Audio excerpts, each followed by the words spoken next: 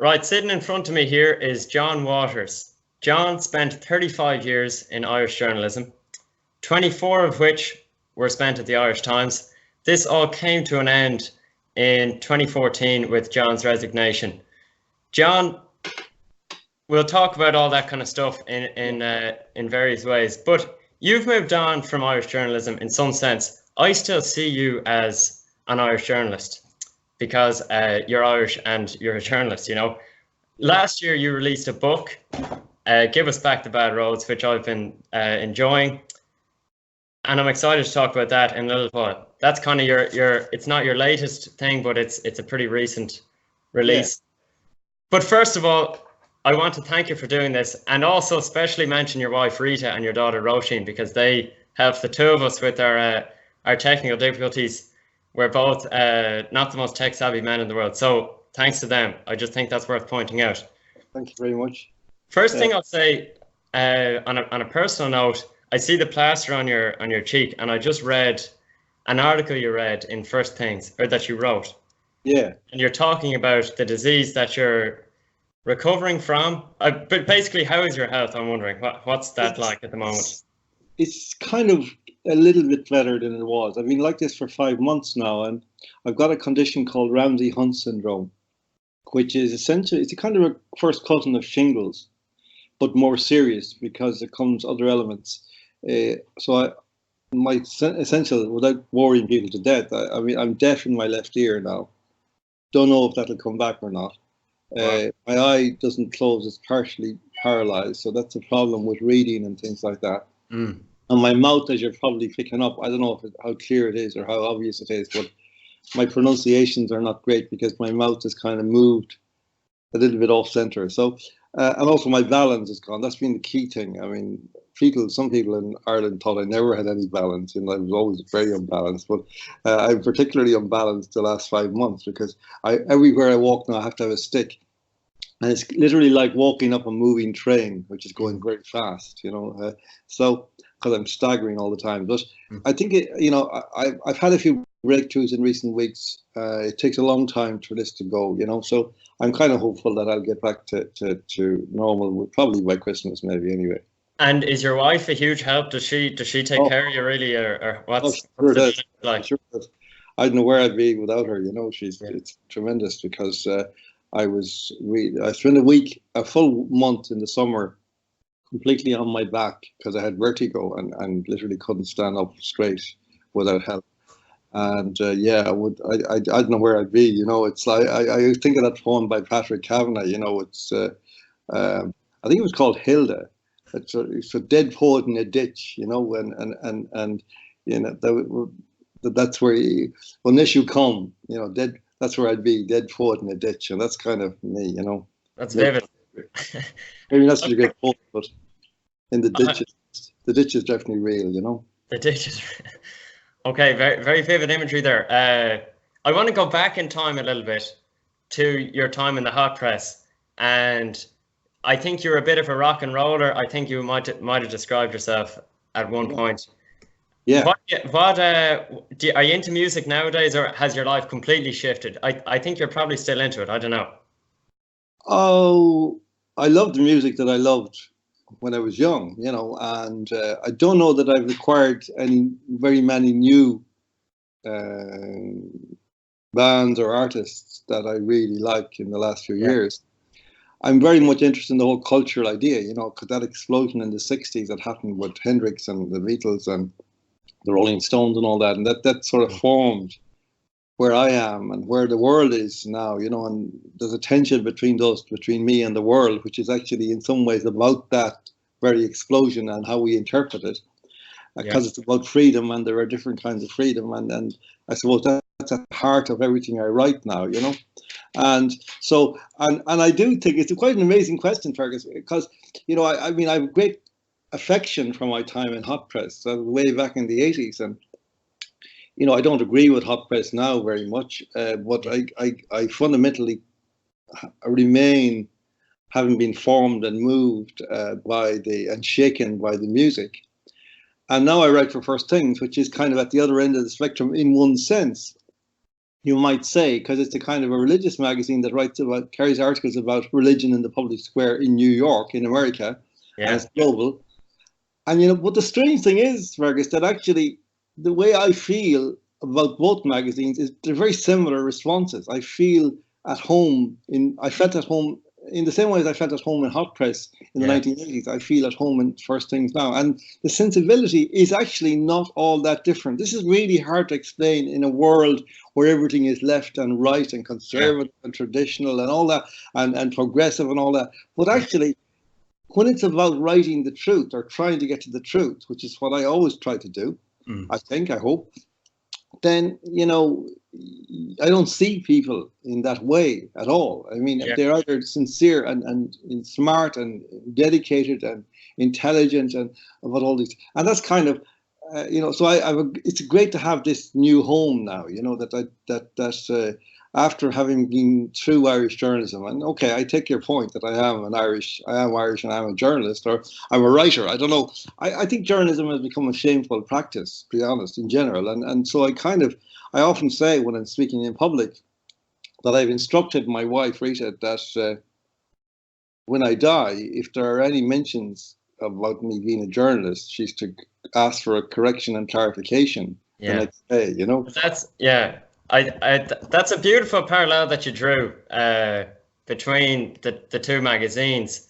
I think it's a pity that you view what you spent your life doing. You view it so disdainfully, and we'll get to that. I want to talk a little bit about a story I heard you tell to Eamon Dunphy about an interview with Charlie Haughey, because I don't know if it's fair to say, was this your breakthrough? Was this your big scoop? Is this where John Waters' name began to hit people, or were you well known before that?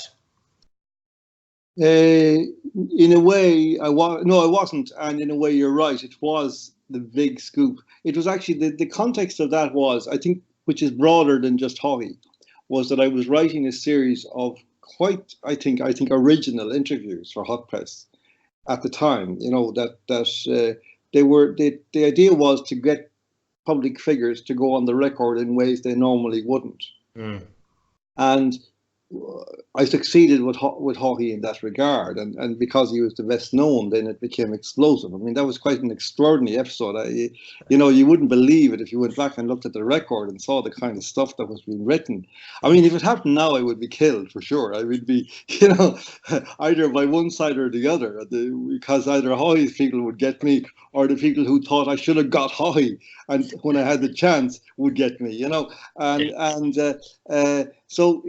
But on the other hand, it was kind of really a bit silly, because it was all about the fact the F word and bad language, and the kind of was this pretense afterwards that, I had somehow invented this idea, and that Charlie Haughey, not that everybody knew that he had a foul tongue, and yet there was this sanctimony about it by journalists, because you weren't allowed to actually say this, to tell the public what he was really like.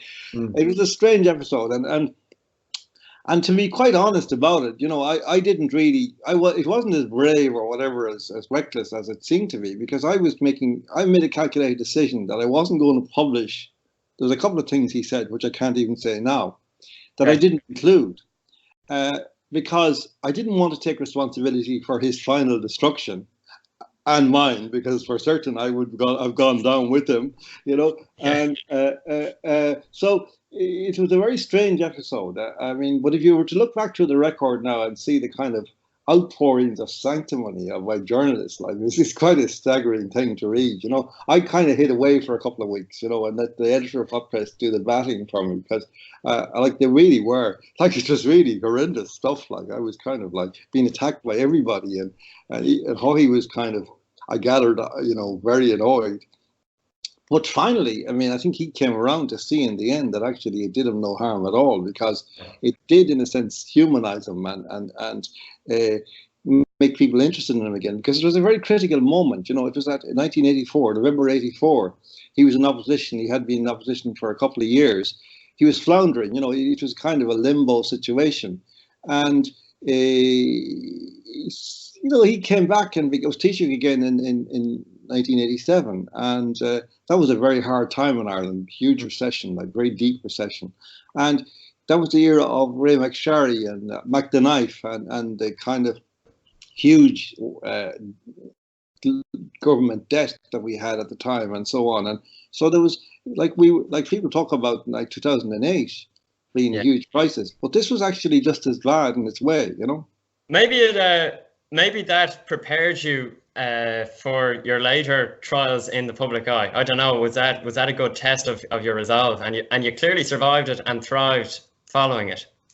Because didn't he try to get you to retract some of what you, or basically tone it down, and you didn't? Oh well, what happened was you see, what happened was that I wasn't entirely sure, and to this day I'm not entirely sure what happened, because we had all these meetings beforehand and talking about what we would talk about in the interview, and I kind of understood that I would record the interview and that would be it, you know. And I went along then and had a huge tape recorder. He couldn't have mistaken it, and next thing he started effing and blinding, and I thought, okay, well, if that's what you want to do, then that's fine with me, you know. And so and then at the end, I was quite happy, you know. I wasn't, see, I didn't really personally think that it was such a big deal. So what? I mean, everybody effs and blinds almost, apart from the Pope, maybe, and maybe even the Pope, So I kind of thought, well, okay. And but then as I was leaving, he said something very strange and to me cryptic, which was, give me a call in a couple of weeks and I'll give you some direct quotes, you know. And I was thinking, as I was going down the stairs, I was thinking, oh, I don't know what that's about, because I'm quite happy with what I have here, and I can't imagine what direct quotes would look like, you know. Anybody who read, if you remember, you probably don't remember, Fergus, but there was a book of Charlie Haughey's speeches published around the same time, edited by Martin Manser, and it was about like a real doorstop of a book. Like, I don't think anybody read it. Nobody, it was unreadable, because the speeches like, our tradition of music and dancing and or all this shit, and like there was no way I was going back to him for direct quotes, because it would be excruciatingly awful. So I just went home and I thought I just left the phone off the hook as a precaution for the weekend, and I arrived in with the copy of the interview. They were looking for me everywhere, and nobody knew where I lived, including the editor. They knew I lived somewhere in Ballantyre or somewhere like that, but nobody could find me. And there was no mobile phones and no GPS in those days, nothing. And so I left the phone off the hook, and about 9 o'clock on the Sunday night, which we went to press on the Monday, I arrived in with the copy of the interview, and I left it in front of the editor. He says, "Where have you been?" He says, "We've been searching everywhere. PJ Maher is going crazy. He wants to talk to you." I said, "No, I don't really want to talk to him." And he read the interview and he just nodded and says, "That's fine." And off we went. And the sequel then was at the Fianna Fáil Our Desh later in that year. It would be January, a couple of months later. I was there, and there was a kind of a thing afterwards where the party leader met the press. It's a big room with people drinks and all that, and Haughey came in, and there was a big room full of people, and I said, I better keep out of this guy's sight now, So I decided my tactic was that if I kept following him around the room behind, that he wouldn't ever come upon me by accident. So I was doing that, and the next thing, suddenly, the crowd opened up between us, and he spun round, and he pointed at me and says, "That's the fucker that nearly destroyed me." And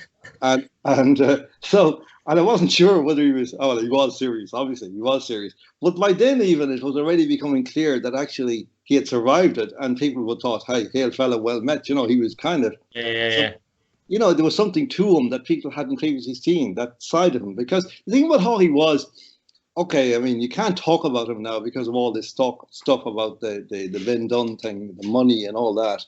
And I mean, history will rewrite that in a different way, I'm certain. Haughey was a very smart guy, and he was a great leader, and I wish we still had him in some ways.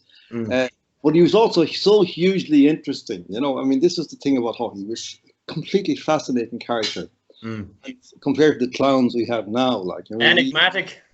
Huh? It's very enigmatic and very terrifying as well. You know, I mean, you know, he had a capacity to instill terror in people for such a small man. You know, I've heard my mum talking about him, and she said he had a way of talking down to you or something, a bit of a, I don't know, is it fair to say a condescending manner? Not a condescending manner, but making it clear that he is very important, and you are very lucky to have the chance to meet him and to talk to him. You are privileged to be in his company. Yeah, that's right. And he was always setting little traps for you just to kind of score a point, to let you know. You know, I remember actually I was one morning out with him out in Kinseely and Abbeyville in the house, because I was an editor in Dublin, and we were taking some photographs for an article we were doing, and he was quite obliging about that. You know, myself and the photographer went out at dawn, and we were so when we were finished, he said, "Do you want to lift back into town?" And I says, "Yeah, sure." And so I was in the back and he was in the front, and he always sat in the front of his car with the driver, and you know, he's talking round to me, you know, and showing me on the way in, you know, like he was this way of gesturing like the Gaul, you know, and all that, you know, and then when we got into town, you know, he said, "Well, where do you want to be dropped off?" You know, and I said, "Well, I think, you know, it's my office is you know, Ormond Quay, you know, and so I suppose O'Connell Bridge is just up the road from there, you know." Just turn around and he says, "I know where Ormond Quay is." You know, and that's the kind of little thing he would do to you all the time, you know, just to let you know, just to unsettle you that little bit, you know. And it wasn't fun. It wasn't a joke, you know. It wasn't a joke. It was like, you know, you're from the country, you know nothing. I'm telling you where Ormond Quay is. I know. I'm a Dublin, you know. I'm a Dub. Mind you, he wasn't always a Dub. He was sometimes a Mayo man and sometimes a Cavan man, whatever. So he was very interesting, you know. But he could be scurrilous, and but he was always entertaining, you know. I remember actually a press conference in 1987, and during the election, we were up in Cavan, you know, and there was a press conference, impromptu conference on the border. It was like, and a lot of English journalists there, you know, and this is Haughey. I mean, people won't like this aspect of Haughey, but this is just, he used to do this kind of thing just to rattle people, you know. And just to show you, I'll just tell you the story, because just to imagine anybody doing it now, this. So Margaret Thatcher was Prime Minister of Britain, you know, and so the election was coming up, and so an English journalist, probably from the Sunday Times, at the back of the room, said, "Mr. Haughey, what kind of a relationship do you propose to have with Mrs. Thatcher?" And how he looks around the room, and then he says, "I don't propose to have any kind of relationship with Mr. Thatcher." And there was a pause, and everybody said, "What's going on here?" You know, and then he just said, then his timing was always perfect. He says, "You did say Mr. Thatcher, didn't you?" And the guy says, "No, I actually said Mrs. Thatcher." "Oh, it's your accent, you see." Can you imagine Radker coming out with that one? You know, like, so that's a terrible thing to say, but he was extremely funny. He was like Trump in lots of ways, you know. That you know, because Trump was also like that, very funny in the way that he addresses people, and journalists in particular, and he can be very sharp and cutting, and also very funny, you know. I want to go back. I want to draw a parallel. You said you pulled the phone out of the wall, or you pulled out, how do you describe that? What's that expression? Where you take the phone out of the wall. Oh, take it off the hook, yeah. Oh, yeah, of course. Phone off the hook. Yeah. You took the phone off the hook, and more recently, have you had to do that in another way, and to kind of protect yourself from abuse, basically? And what does that look like? Or do you just have to face it? Is it impossible to protect yourself now? Oh yeah, well, that's kind of behind me now, Fergus. I mean, for a long time that went on, maybe for about a year and a half, 2 years, and not just literally in that sense, but actually walking down the street, because you know that's what happens when you're set up by a process like this, by a kind of a hate mob, and you know, it's scarifying in some ways, because you know, I know who I am. People who know me know who I am, but when they create a certain image of you in the public, which is based on the ideas of people who are determined not to know anything about you other than what suits them, then you become really created as a caricature, you know, and to be walking around as a living caricature in that negative, heavily negative sense is actually quite a disturbing experience. Like, I mean, I've had really strange things happen to me all the time, you know. I mean, like one day I was walking up the street, like, and next thing, this guy coming at me. I'm aware there's a guy coming towards me, but I wasn't thinking about him very much. He was just walking down the street, and the next thing I realized he's got his phone out and he's pointing it at me. So he's clearly filming me, and I said to him, "What are you doing?" And he says, I'm filming you. I said, "Can I ask you why?" And he said, "Oh, because you're a national embarrassment." And I said, "Oh, right, okay. Well, I'd prefer if you didn't do that, you know." And you know, and he's walking around me, like filming me, literally, like, you know. And this is just one tiny example of the kind of way that this kind of turned in our time. Now, you're young enough not to remember anything else, in a sense, than the kind of culture I'm talking about. Yeah. Like, it seems that personal rancor is now the identifying characteristic of public debate. But it wasn't always like that. I mean, in the time we're talking about, back in the 80s and 90s, you know, you could have a hard dogfight with anybody about anything, but you kind of would sit in the green room afterwards and have a cup of tea with them and talk about something else, you know, and the fight wouldn't continue. And there was, you know, and there's very rare, that's a very rare thing now. And it's something that's symptomatic of, I think, a complete kind of meltdown of our public conversational capacities. One thing I would say about that kind of spineless criticism, I was thinking about this earlier, and I had an experience in secondary school where basically there was a practice before rugby matches that most people did, and I hated it. And I told the principal because I didn't want it to happen, basically. So I was labeled as a snake, and there was a fake Facebook page made that called me out without the person's actual name. And people on the corridors would kind of be saying stuff like, and then ducking, not ducking literally, but they wouldn't face you face to face and look you in the eye to call you out. And there's a certain reassurance in that these kind of people, they don't really have the balls to really come at you. And it's they do it when it's easy.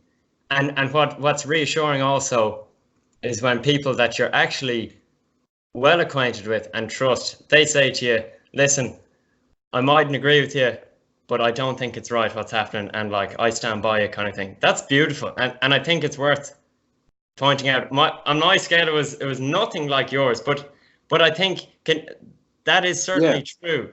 I know what you're talking about there, Fergus. I think it can be just as hurtful and damaging in that sense as, you know, in a strange way, what happened to me. Except in this way, that the last part of what you said doesn't obtain, and I'll tell you why. I mean, what happened here was, like, that I was attacked by a drag queen on TV and called a homophobe, even though on the issue he was talking about, gay marriage, I still hadn't declared my position at all. And but he decided, because I had actually intervened to say that in referendums, we should be entitled, everybody should be entitled to speak and to defend their constitution if that's what they choose. In other words, defend the status quo. And for that, I was targeted by this guy. And that was part of a program. That's their whole approach now, you see, because we live in an era now where these people have decided that democracy is an inconvenience, you know, and that we don't need to have to deal with all that debating stuff when we've already decided what we want, you know. And that was the vibe that was going on. And when I kind of then, he called me home, being called a homophobe is a very serious thing, because it's essentially saying that what you say and what you do is based on pure hate. It's hate mongering. And I said, well, actually, there was only one person hate mongering in this deal, and that was the drag queen. So I said, no, I'm not going to have that. So I sent a letter to RTE, solicitor's letter. And out of that, all hell broke loose then, because what I hadn't realized was that the mob was already in place for this. The whole thing was set up. And so they came after me big time. And that went on for months and months, and that's why I left the Irish Times, because they refused to back me, and not alone did not back me, but they were all secretly stabbing me in the back under pseudonyms and all the rest of it. That's a long story. It's all in my book. Give Us Back the Bad Roads. But what you said there at the end is true, and it's very nice when your friends stick by you, and I can see that happened in your context, and that's great. But the strange thing that happens here, Fergus, when you attract this level of odium, that actually that doesn't happen. You lose pretty much all of the people that you thought were your friends. I mean, I'm going to Notre Dame in November, and I'm going to give a talk about how I lost almost all my friends. Yeah. And yeah, of course, it's good news in a way, because you're finding out that these people were not your friends in the first place. But the way it kind of works is that you become untouchable, like a sort of a metaphorical space opened up around you. Yeah. And nobody can cross into it. It's like a force field. Nobody will cross, or almost nobody will cross into it. And so, you know, even though you you actually haven't, you know, offended any of these people, even though they know that what is being said about you is not true, it's not worth their while to cross that line, because they're going to be savage as well. This is very dangerous. It's a very dangerous concept, and it's very generalized now in the world, not just in Ireland. Obviously, in the United States, it's very serious, except that they have more. In the United States, there's more of a kind of a discourse, a discussion. There are sides. In Ireland, there's one side, that's it. And we were the other side, or I was part of the other side, and basically we were expunged. Myself and a few other people, Kevin Myers and George Hook and people like that, who were in any way threatening to continue the tradition of having a two-way conversation about important matters.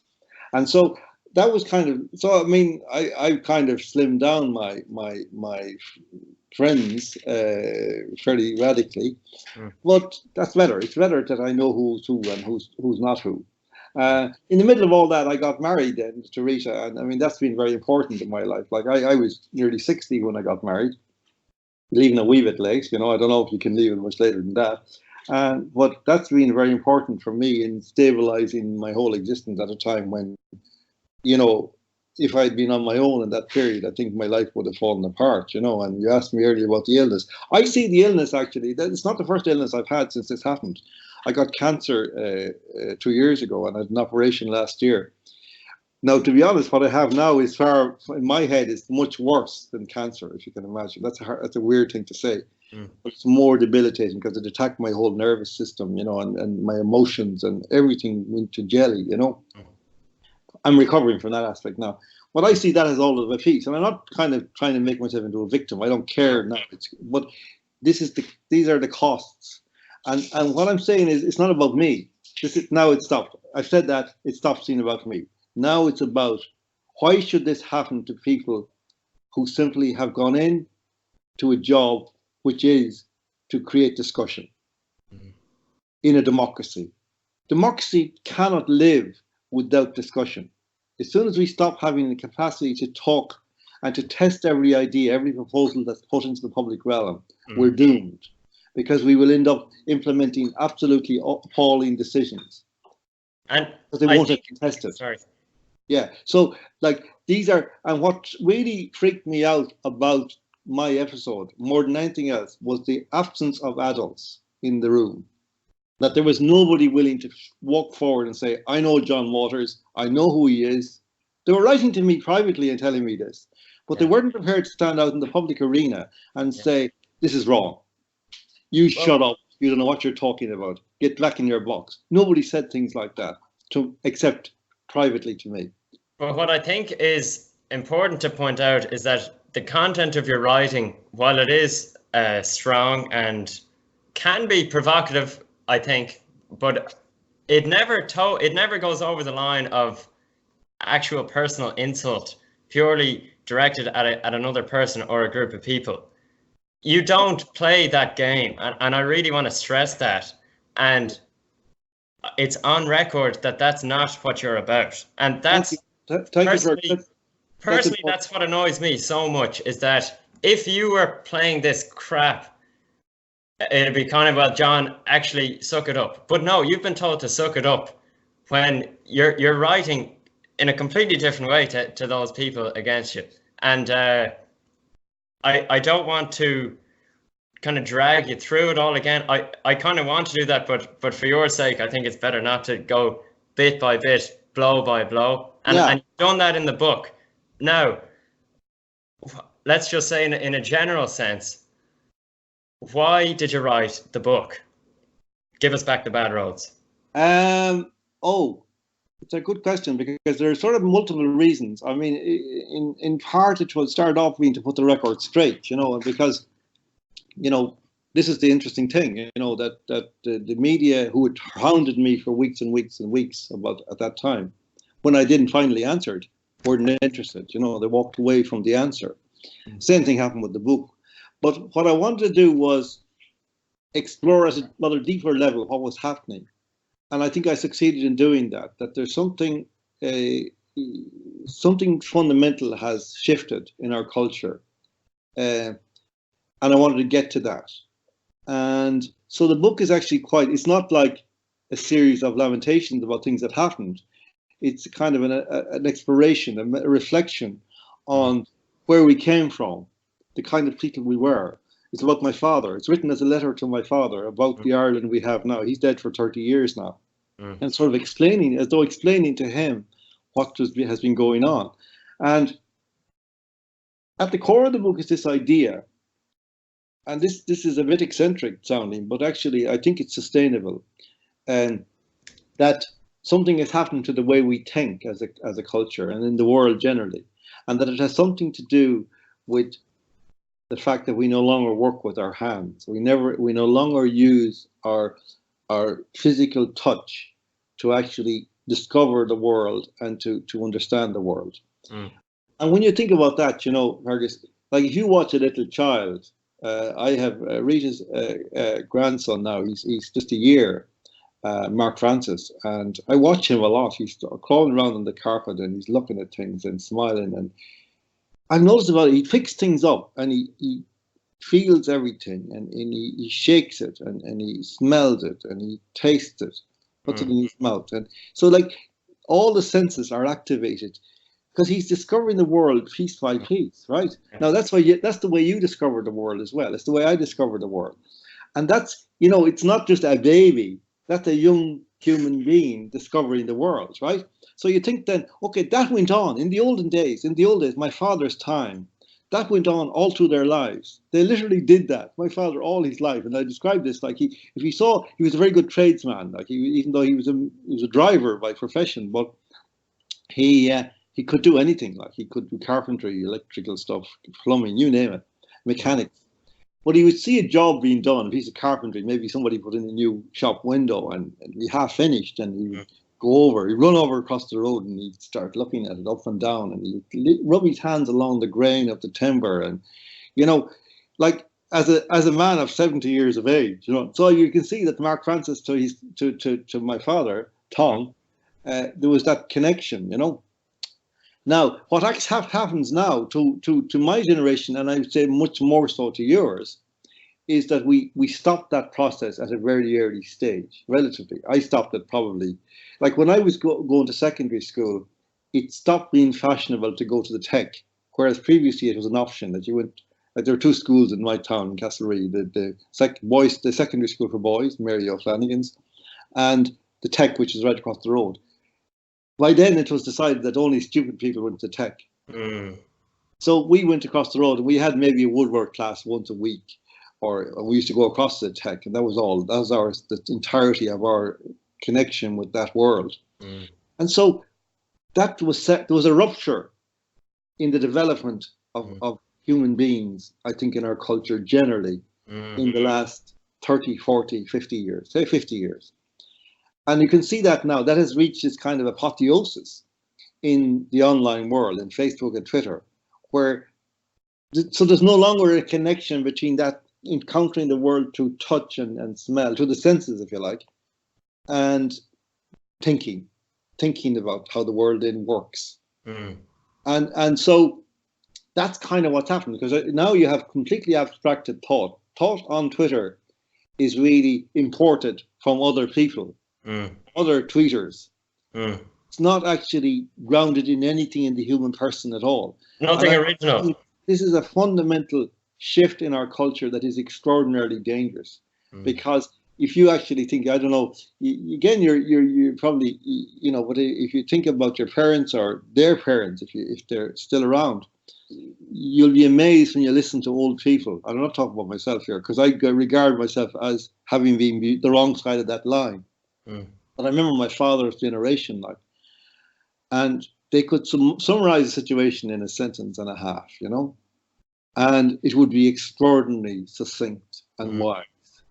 And it would just get to the heart of things. And you know, I can't often think of examples like what a friend of mine was telling me about when he was a child, and this is exactly what I mean. That as a child, he was a young man. He was talking about a particular individual, and this friend of mine said to his father about this other fellow, well, he's not a very popular man, you know, disparagingly about this third party.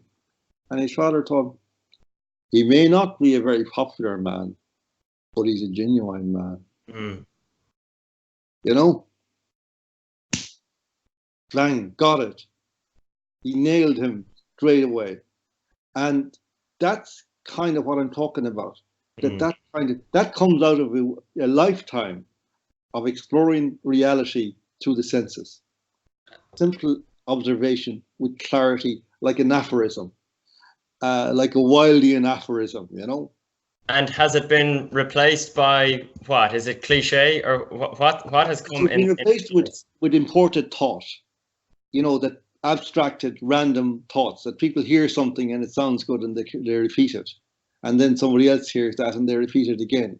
So what is an idea now is somebody, nobody knows where it started, but it just keeps going round and people just repeat it. But when you actually, and this is interesting, when you then go after that person, this is a syndrome I've noticed in all of these recent debates we've had, that people don't really understand anything. In the referendums we've had recently, they don't actually know the first thing about what they're talking about. And I mean that literally. Like, I mean, they don't know. I mean, I in two referendums, people would attack me in the street.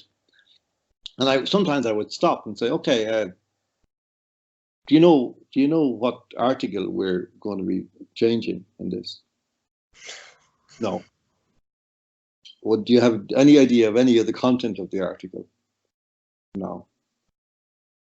Not even a sentence, not even a gist. No, it's about whatever. It's about gay marriage. It's about abortion. No, I said, no, it's not actually.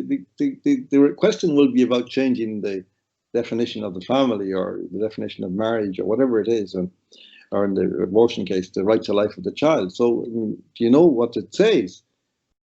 No. And do you know what the amendment is? No, I don't care. Don't care.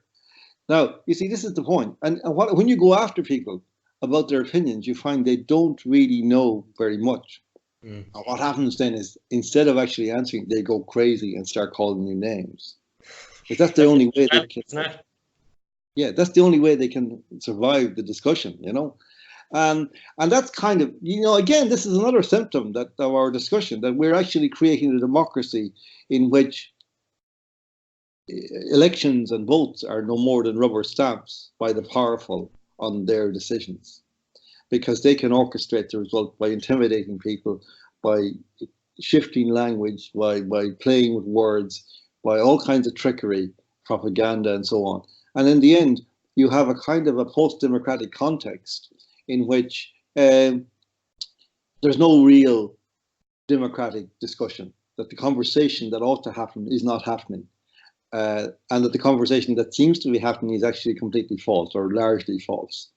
And you see this then developed in a further stage, which you already can see in the United Kingdom and in the United States, which is the idea now that is growing up very, very strongly among so-called elitist circles, or, you know, educated circles, that decisions of the people are only acceptable if they're in accordance with the desires of certain people. In other words, Brexit doesn't count because the people who voted for it were largely uneducated, which meant they hadn't been to university, or most of them hadn't. And the same with Trump. And this, this is really interesting, that in a sense they're saying we know better. And so they're essentially saying we're post-democratic. We no longer need to vote. And this is a real inconvenience, this voting business. And asking people what they think and allowing people to discuss things, and give their opinion and so on.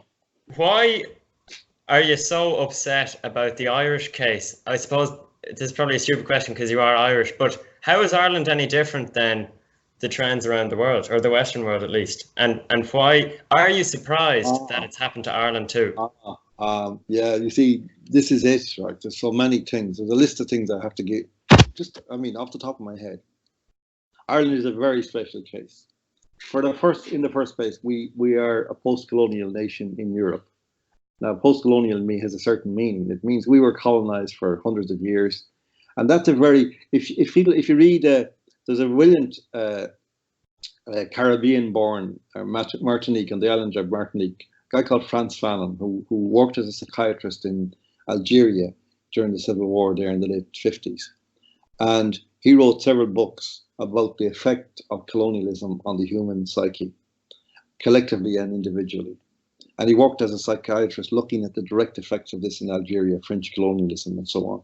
And there's a book called The Wretched of the Earth, which I really suggest to people they get it. If people want to understand Ireland, should read The Wretched of the Earth, because it's actually, it's about Ireland, really. He doesn't mention Ireland, but you read it after 3 or 4 pages, say, wow, this guy's talking about us. About the effect of colonialism on it, that it creates this human person who is wants to mimic everybody, who's convinced of his own backwardness, who wants to prove that he's no longer backward, that he is no longer a savage.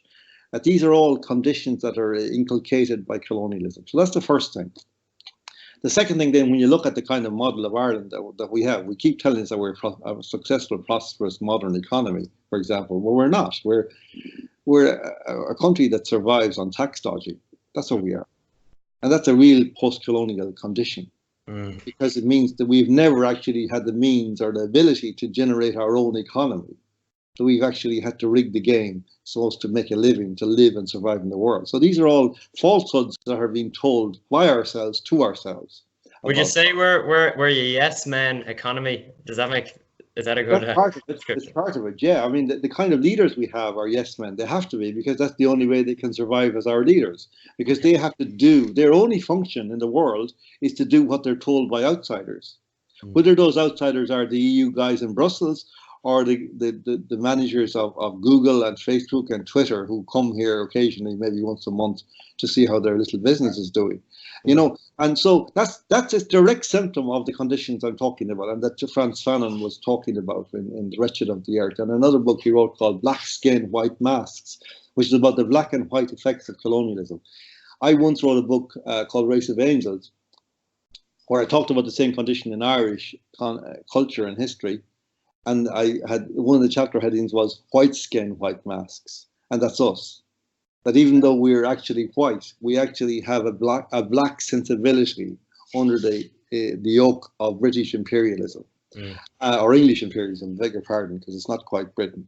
So that's kind of these are some of the reasons why we're different. Another reason we're different is for related reasons. We have been hemorrhaging our population for a century and a half. Sorry to interrupt you. When you say we're different, do you mean we've done it worse than elsewhere? Is that what you mean? Or what do you think about we're different? I would say that we're different in that we never did it. It happened to us. What we are has happened to us. It wasn't active.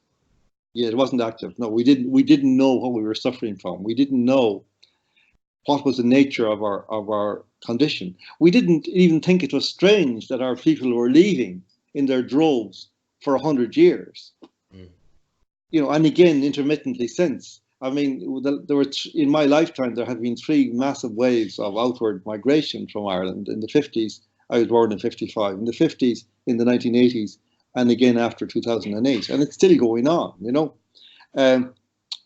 So these are all factors that we have never been allowed to discuss, because part of the condition is you want to be the equal of your master. And for that reason, in order to be the equal of the English, we had to pretend that what happened between us was no more than a little, as I say, in the book somewhere, I think, a little prying at the traffic lights. You know, we both will agree to do our own repairs. You know, and you can see that very clearly in the phrase that is very common now when people talk about our shared history with England. Well, our shared rape, how would that go down? My shared rape with the rapist, how would that go down? You know, and that's not to say that it's that the outcome of that has to be hatred of England. I don't agree with that at all. I know many English people and many friends who are English. What it entails is not hatred. What it necessitates is not hatred. What it necessitates is truth telling. That we tell the truth to them and we tell the truth to ourselves. Because only that will liberate us, finally, from the yoke of this condition. And that's going to destroy us again and again and again until we get it right. Because what happened in 2008, we're heading for it again. Because we, despite what the figures appear to show, the economy, Irish economy is completely false. It's completely fraudulent. It's not an Irish economy at all, almost. And, you know, these are things that I've tried to raise for 30 years as a journalist, you know. And well, I was writing about this 25 years ago when I went to the Irish Times first, nearly 30 years ago now, all this kind of stuff. What I found extraordinary, you know, I had many teams as a journalist when I was, you know, between the 90s and the noughties and right up to 2014. And, you know, I would talk about the famine, for example, the meaning of famine in Irish history, or I talked about men a lot, you know, I wrote a lot about those things. So people know that I had this reputation as an obsessive about certain things, about father's rights or whatever. Everything I wrote about, it seems, was an obsession. You know, this is the thing. It's strange that, you know, it never seemed to be applied to other writers who never wrote about anything other than, say, I don't know, the Beef Tribunal or some nonsense like that. But what I found remarkable, Fergus, was when all this stuff, this drag queen stuff started in 2014, everybody forgot about everything else I'd done and decided I was only one thing, and that was what the drag queen said I was, without evidence, a homophobe. And I found that so extraordinary, apart from being hurtful. I just found it so extraordinary that you can be sort of not just physically disappeared from journalism. I mean, that phrase which comes from Argentina, I think, from the period of the generals, you know, the idea of the disappeared. I think of myself as having been disappeared physically from Irish journalism, but also I was disappeared in terms of my writing for all those years. I mean, it's extraordinary now. You actually occasionally see mention of fathers and rights and so on for fathers. And nobody would ever mention that I had been, as they kept saying at the time, banging on about fathers for 20 years, you know? And that's interesting. And it's really, I'm fascinated by that. That it just shows you that in the short run anyway, you can actually be disappeared. I think ultimately, you know, times will change, and if these things are still issues, history will open them up again. But for the moment, we live in a very weird time in Ireland when I think a big symptom is that the collapse of the media, the fact that the mainstream media are in terminal collapse. And therefore, they're panicking and they're following the mobs. And so we've lost entirely almost the quantity of adulthood that used to inform journalism. I mean, like when I started being a journalist and when I was subsequently an editor, the whole thing was when somebody new came in, you know, you brought them in because they were idealistic and passionate and talented perhaps and whatever. But then you kind of said, okay, you know, I like your energy, I like your talent, but you got to get a little bit of balance into your life. You got to kind of see both sides of the story. You've got to kind of, you know, a reporter is more than, you don't rant. You have to find out stuff and you have to talk to people. And for that, you have to be likable, even the people you disagree with. You know, all this stuff, that's all forgotten about now. You have guys coming out of DIT and DCU here now, and they're just activists for particular ideologies. They're not journalists, but they're actually occupying all the positions of journalism at the moment. So we don't have journalism. Just on that note, I just last night put together a couple of names of who I see as Irish journalists doing a decent job, or who have done a decent job. And there's a recurring, they all have, they're all over the age of 50. So you mightn't agree with these names, but I said Eamon Dunphy, Vincent Brown, Victoria White, Lise Hand, and all of them will be retired or dead in 30 years. And what's coming to replace them? It seems people who can write an attractive headline that someone can click on. You actually highlighted this in the book, how the Irish Times' readership in hard copies declined, but it's kind of been counteracted by the online thing. But it's a completely different journalism that's being created and being actively pursued now. Yeah. And then in the times when Lise Hand was starting off, or whoever, you know? Yeah. That's exactly right. You know, I mean, yeah, we could talk about the names, and some of them I agree with very much, and some of them I sometimes agree with and sometimes disagree with. I think all of them in their different ways had contributed an awful lot in different ways. I disagree with some things, but of course, that's the nature of these things. And these are, generally, they were people that I encountered all along the way, and you know, you would have to say that whatever differences existed in those times, we did the job. It was a healthy culture. It's not a healthy culture now. And the reason it's not healthy is something like this. You see, this is something that people miss, because it is an anomaly here, which is that the media are a business, right? That's kind of what people think of. Oh, I bought the newspaper, or you know, there's advertising, there's all that. Now that's misleading in this sense. Edmund Burke, the Irish philosopher, in I think 1787, speaking in the House of Commons, at the introduction of the media gallery, the press gallery, that was the first time when the press gallery, the press was allowed into the House of Commons. He was talking about the three estates of government at the time, and he said the three estates was the religious House of Lords, the religious Lords, the secular Lords, and the House of Commons. And then he turned to the press gallery and he says, and there sits the fourth estate, the most powerful of them all. And that's very important. You know, when I was a young guy, my father drove a mail car, and we used to also deliver newspapers. And so I did that for a number of years when I was a young man. And delivering the newspapers, my father drummed it into me. This was a really sacred thing, you know? People had to get their newspaper. And I thought, what's the big deal about it, you know? But he was so right, because the newspaper was like a bulletin from the realm, you know? It was a bulletin for the citizen of the affairs of the state and of the society for the past 24 hours.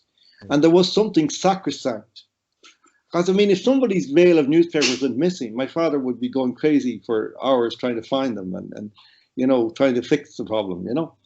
And that was because he understood implicitly that this was very important. Now, you couldn't say it's very important now if people have the Irish Times to click on in the morning or not. It doesn't matter a damn, because it's rubbish. It's not trustworthy in the slightest. And that's what's happened. That newspapers ceased to be the fourth estate. And also, I have to say, broadcasting followed the style that what happened was, under threat from the online sector, they capitulated and began to import into the culture of newspapers the style, the mores and modes of the online culture. And they dismantled. I mean, one of the things that held this anomalous situation together, I mean, it is anomalous that it's a business, that the press is a business, and yet it is a bulwark of democracy. And how that was achieved was with things like the Journalistic Code of Conduct, conventions and protocols and rules and regulations and editorial standards. All those things held the whole thing together and ensured and guaranteed the public interest. And in the last 20 years, those things have been completely thrown out the window. And that was another lesson of my experience, you know, that here was I'd been employed to do a job, to challenge things in society, to speak about things, to be brave from time to time, you know. And when I was doing this job, I was absolutely crucified. And my editor didn't speak up for me. On the contrary, he spoke up for the people who were attacking me. So what I'm saying is that something radical happened, and we now actually have the absence of that fourth estate. So it's like that fourth pillar has gone, and the roof is hanging down of on our democracy. As a result, it's subsiding on top. It's falling on top of us, and that's very serious indeed.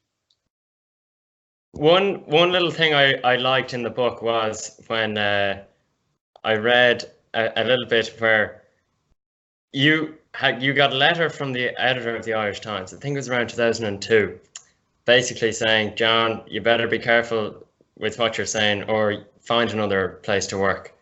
And a friend of yours, or I don't know if he was a friend, but someone rang you and said, listen, I'm coming to your house with the form to sign up for the NUJ. Can you just explain that a little bit? Because someone of my generation would have, I don't think, would know anything about the NUJ, and firstly what it is, and secondly what its purpose is. And why would we know? Because now you can just put up an article online and it's trending, and that's that. Who needs the NUJ to do that? So can you explain the importance of that? Yeah, well, the NUJ means the National Union of Journalists. It's actually national in the British sense, because the British Union, but it had kind of a bit like English newspapers. It came over here, and it's not a perfect organisation. There's lots of things about it that are not ideal. I mean, it's a very left-wing organisation, and doesn't need to be, and it oughtn't to be, in my opinion, what it is. However, it does a lot of good things as well, and one of the things was the journalistic code of conduct, and so in order to be a journalist, when I started, you had to be a member of the NUJ, or at least you have to have applied, and you have to get a sponsor, and you have to go to a meeting, and your sponsor has to make a speech on your behalf and all that, in order to qualify as a journalist, and that's gone, I gather. I don't imagine you need that now to write a blog. So, you see, the NUJ then, in that situation, I had a row with the NUJ before, some time before, or something, which I won't go into. It was just, to some extent, a misunderstanding, to some extent, incompetence on behalf of the NUJ in the way they handled it, or bad handling. And I kind of got a bit sour about it, and I just stopped playing the subs. But when this thing happened, what actually you're talking about was an episode that happened in 2002, you're right, where there was this bit of a kerfuffle in the Irish Times because of the fact that it emerged that senior executives and senior editors were being paid more than the President of the United States and the Prime Minister of the United Kingdom and the editor of the Times of London and whatnot, and so on. So I wasn't particularly exercised by this, but there was a meeting one day in the Irish Times. I wasn't present, and after it, I got a call from a certain individual who told me that it was absolutely shocking and lamentable that this scandal had been going on in the Irish Times, and none of our columnists had written anything about it. So I said, well, do you want me to write about it? And he said, yeah, well, yes, well, if you like, well, I don't know, but yes. I said, well, then I will. So I did. And because I kind of always like to challenge, and I wrote an article criticizing this situation, and there was absolute kind of pandemonium. After some changes, the editor agreed to publish the article, to my surprise, and then an hour later changed her mind and rang me to tell me she wasn't going to publish it, and asked me to write another article. I said, I'm not writing any more articles. That's my article. If you don't like it, that's fine. But it's done, So that was fine. And then a week later, I went on radio and talked about it. And I was reasonably careful, but I used one word which was kind of regarded as a very strong criticism of the editor. The word was compromised, and I didn't mean it like that. I just meant that the situation that had been inherited from the previous dispensation had actually left, a situation that nobody could get out of without great difficulty. That was my meaning of compromise. I didn't mean that the person was in some way, there was anything shadowy about it or anything like that. However, this letter, then a week later, this letter arrived to my door, hand delivered at 9 o'clock on a Saturday night, and it was inviting me, if I didn't like things around the place, I could go somewhere else. And I took that to mean that I was being fired. And in fact, I heard on the radio next day that I had been fired. So I took that fairly literally. But in the meantime, after I'd been on the radio, a colleague of mine who had retired had been listening, and he rang me up and he said, yeah, I heard you very good. Yeah, but you're generally okay, but there was that word compromised, and he said, you're in the NUJ, aren't you? And I said, well, actually, no, I'm not. I stopped and I left. I resigned. Oh, he says, you should be in the NUJ. You really should be in the NUJ. And I said, oh, well, maybe I'll rejoin sometime. No, he says, I think you should rejoin it fairly soon. And I said, well, I'll wait till this dies down and I'll join. So he says, no, I think you should rejoin it today. And he said, well, what do I do? So he said, I'll get the forms, I'll get them signed by a colleague, we'll countersign them, I'll be around in your house at 3 o'clock and you can sign them and we'll have it in today.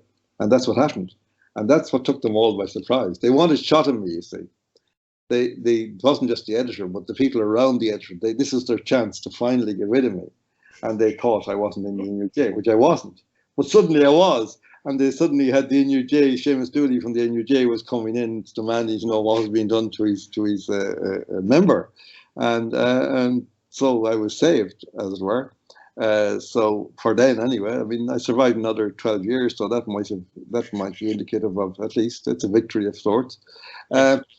So that's kind of what happened. I mean, but you're right. It's actually an interesting thing, that the NUJ is no longer superfluous, and everybody can write now, and there's no accountability for anything really. And like there's all kinds of extraordinary things that happen in journalism, that couldn't have happened before.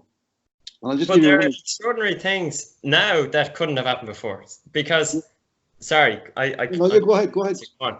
Yeah, go ahead. No, you're. Well, the most extreme case being, and again, this is done in the book, so I don't want to drag you through it unnecessarily, but a colleague and a nationally respected journalist making a fake Twitter account to personally abuse you and others. That was the low point of the whole thing for me. And there was twice in the book when I just got really depressed and just sad about the whole thing, and that was the climax for me. Yeah, well, that was pretty awful, because he had been a close friend of mine, and the way I see that is, Fergus, it's all done and dusted and so on, but really what I see is that is indicative of the culture of the organization. Yeah, that somebody who knew me could behave like this towards me under pressure of whatever culture obtained in that organization. That is the toxic culture. That's my reading of it at this remove, But, on a daily basis now we see stuff that is worse than that, and if you think about it, like the whole Twitter thing is extraordinary, that journalists are allowed. I couldn't ever understand this, like how journalists who are supposed to report about politicians and officials in the daytime can go on Twitter at nighttime and slag off the same people and still expect to be taken seriously when they write about those issues as journalists the next day. I don't get that. Like, it seems to me that there should have been a cordon sanitaire placed around social media from the viewpoint of journalism from the beginning, and that it's simply out of bounds. You do not work for the Irish Times and go on Twitter. That's it. You just don't. But there's so many other things that are shocking. I mean, if you think about, there's a litany of things you could mention. I mean, if you think about Charlottesville in 2017 and President Trump and the way that his words on that occasion were twisted and are still being twisted to make him sound like a racist, when in fact when he spoke about very fine people being on both sides, he was talking about the people who had come to defend the statue of Robert E. Lee and the people who had come to say, no, we want to take down the statue. Yeah. And yet it was attributed to Trump that he had praised white supremacists and Nazis. Completely false. There was a very interesting case last week only, which was in France, in Paris, when Boris Johnson and Emmanuel Macron met. And there was a very interesting little tableau where they were seated in two chairs, and there was a couple of what you might call coffee tables, antique coffee tables, very small, in front of them, round tables. And this was just to fast forward for a moment. The following day, a photograph from this tableau was published in virtually all the English newspapers, and it had Boris Johnson with his foot up on one of these antique tables, sitting back in his chair like a buffoon and a boor and Brexit boor. You know, this was the vibe. You know, and this looked terrible. But then there was a video, and what the video shows is really fascinating, because it shows that what happened was that Macron made a joke about the tables, saying, "Oh, to Mr. Johnson or whatever, Prime Minister, you could recline, use these as a kind of," and it, you know, and Boris very briefly lifted his foot up and gently touched the side of one of the tables with his sole, the sole of his shoe, right? So he literally just about came into contact with the side of it as a joke, responding to what the president had said. And then he waved to the journalists, to the photographers. Now, to actually get this, like, this is like a nanosecond in which his foot, if it did come into contact with the table, a nanosecond is made to look like him loafing, like a lager lout with his foot up on this antique table. This is what I'm talking about. You know, what's happened to the media under pressure of social media and of the internet is that they've become grossly irresponsible and vindictive. And their purpose is now to get people. He's looking for the gotcha moment all the time, so they can get clicks and create controversies and all that. So that's fine. That's what media is now. But where is the fourth estate? Where is the people that we can trust to tell us the truth of what actually happened? Yeah. Well, I don't know. I don't know if there's anything left. Well, you found a home in First Things, at least for now, and I'm glad that you have that. You wrote a little thing. I suppose, how would I put this? You wrote a thing about mass shootings, which we might touch on in a second. Yeah. But you mentioned Trump there and how he's twisted in the media. I've enjoyed hearing your thoughts about Trump. I heard them in person in Dunleary, and I also heard you talking about him to Eamon Dunphy. So can you just tell me what's your view on him as a person or as a figure? Okay, well, I'm a great believer in the idea that great leaders, let's say great leaders, particularly significant leaders, put it like that, not to be tendentious about it. Significant leaders are thrown up by their times and by their society. In a sense, they represent something of the disorder of the society and that they're coming out of, or of the needs, or of the discrepancies, or of the lacunae, or whatever it is. And Trump is very much like that. Haughey was like that. Trump is very much like that, where he is something that filled a gap that nobody else could have filled. In a time when, you know, that America had reached a certain pitch or a certain state of decline, I would say. And the nature of that decline was two things. It was the rise of identity politics, which was preferring and pushing the rights of minorities against the rights of the supposed majority, and that by and large read the white population, the male population, the working male population, and indeed the working male population, white, black, and other colours, as it were. So other ethnicities, because if you look at Middle America, you see this terrible pathology now that has developed with manhood. You know, millions of men of working age no longer work voluntarily because they just have no longer any heart for it, and they sit in front of TV screens all day long, eating and drinking and popping pills. And this is, you know, because the Rust Belt, we know about that, and that's more or less where you are there, and just all over America, there's this kind of, you know, before Trump, the globalization had sucked a lot of the manufacturing industry out of America and off to China and so on.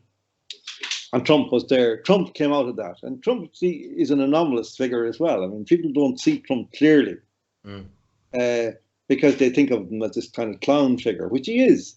and he's very funny. He's very funny clown, you know. I mean, he's really genuinely funny, in my opinion. But what they forget about Trump is that he was a builder, and that he therefore had a direct everyday connection with these people who were disenfranchised in America.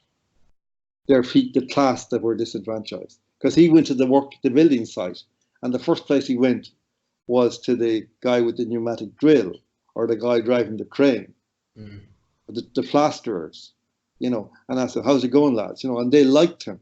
They really genuinely liked Trump. So that's the persona he used to become president. He spoke to America as he spoke to those men, you know. And the thing about Trump is, you know, if Trump had now, okay, things are shifting in America now, so let's leave that for the moment. I don't know how it's going to go anymore. But right to yesterday, or the day before yesterday, you would have had to say that Donald Trump was probably the most successful president of the United States for God knows how long, 50 years? I don't know. How far would you go back to find somebody who had handled the economy so successfully? Do you really believe that? Do you believe that? Oh, yeah. If it had been any figure, if you could actually just simply put the results down on paper and take Donald Trump's image out of the equation and tell people, oh, this was Obama, this was Clinton, people say he's the best president America ever had. Is he not part of what we're kind of talking about, the bringing down of standards of how we communicate with each other? And do you not think he's... I don't take that he's a fool. I don't believe that. I think he's very, very clever. But is he not a rogue of a human being? Oh, he is, yeah. Oh, so, yeah. But you think, can you separate that? Like, oh, yeah, that's what I mean. Like, and I'm not saying this like to distance myself, because I don't like people who do that. But, you know, I don't think I would get on with Donald Trump for any more than about 3.5 minutes. You know what I mean? I think if I was working for him, he'd fire me after 5 minutes for sure, because I'd say something that he wouldn't like, or I would, you know, we would have a row. I wouldn't take him on my holidays with me. Put it that way. Yeah. However, you see, I'll put it this way. I'll put it several ways. First of all, a friend of mine has a great phrase about Trump. He says, America had a blockage. Donald Trump is the enemy. And that's, I think, it. That nobody else could have fulfilled the function that Donald Trump is filling. Because you needed to be an ignorant son of a bitch to do what he did, to get where he got. Anybody else would have thrown the cards in long since. They would have, you know, they wouldn't have made it. It's because he's such a pig, as it were, and I mean that in the nicest possible way. Because I admire him greatly in lots of ways. I think he's a tremendous guy in lots of ways, and much underrated. But I also say to people to keep, you know, because it's this kind of, what is it, this Trump derangement syndrome, which is very common all over the world, but particularly so in Ireland. I don't know if there are anybody in Ireland who actually is prepared to say a good word for Trump other than myself. No, I think you're right. I think you're right there. Yeah.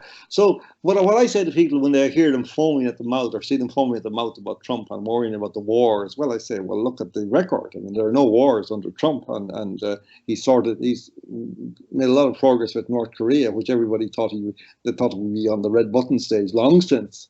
We're not. Nobody gives him any credit for that. So what I say to people when they start foaming about what Donald Trump, I say, you know, when the darkness comes, it won't look like Donald Trump. It'll be suave and sophisticated and smooth and ugly in a different way. So, like, you know, this is it's a ridiculous caricature. It's actually like, Fergus, it's actually like a spaghetti western, you know that, where there's a kind of a tragic aspect of the whole thing, in that Trump just looks like an orange man, you know. I mean, it's tragic in that way. His hair, you think, God, he should do more than myself, that he should do something about that hair, you know. But you see, the problem is it gets too late in the day to do anything about the hair. You know what I mean? You're stuck with it in a certain way because you're used to yourself, you know. So he can't change that. But he's like that, you know. In the spaghetti western, you always know who the bad guys are because they look like bad guys. Like they've got those mustaches, like, and they laugh all the time, and they get hysterical, and everybody laughs with them until then suddenly they stop laughing, and everybody stops laughing, you know. And it's kind of a bit like that with Trump, you know, that he's kind of got this image of being the total bad guy. So that's what he is. And Victor David Hansen, who wrote a book about him, was a brilliant guy, classical scholar who wrote a book about Donald Trump, because he thinks Trump is actually really important. And he talks about this idea that Trump is like one of those characters in movies like Shane or what, like that. They're brought in to do a certain job, and when the job is done, people want to forget about them. And he thinks that Trump will be repudiated or forgotten about. And he keeps saying that, like, Trump will never be invited to the funeral of a former president. He will never get a phone call from a future president asking him for advice. And that's probably all true. But at the same time, there's a mythology at the heart of American society in the present. Largely due to the Democratic Party's shift that Trump is dealing with. And that shift is something to do with the fact that they have co-opted minorities as their client base and as their ideological fodder, and neglected their traditional constituency, which was the working class America, the blue collar America. They've abandoned that sector. And Trump and the Republican Party never really took it up because it didn't really know how to deal with it. Trump did. And Trump's brought it back in again. And what he's done now is astonishing, because he's actually taken it beyond class.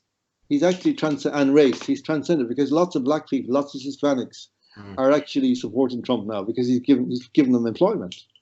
So, you know, I'm fascinated by this. I'm fascinated by the way that, you know, I've always believed. Now, people used to talk about this in the time of George W. Bush about how terrible people like Dick Cheney were, you know, how terrible man. I say, you know, yeah, but I sleep better when I know that some awful person is in charge of the world while I'm asleep. I don't want nice guys running the world when I'm asleep. I really don't.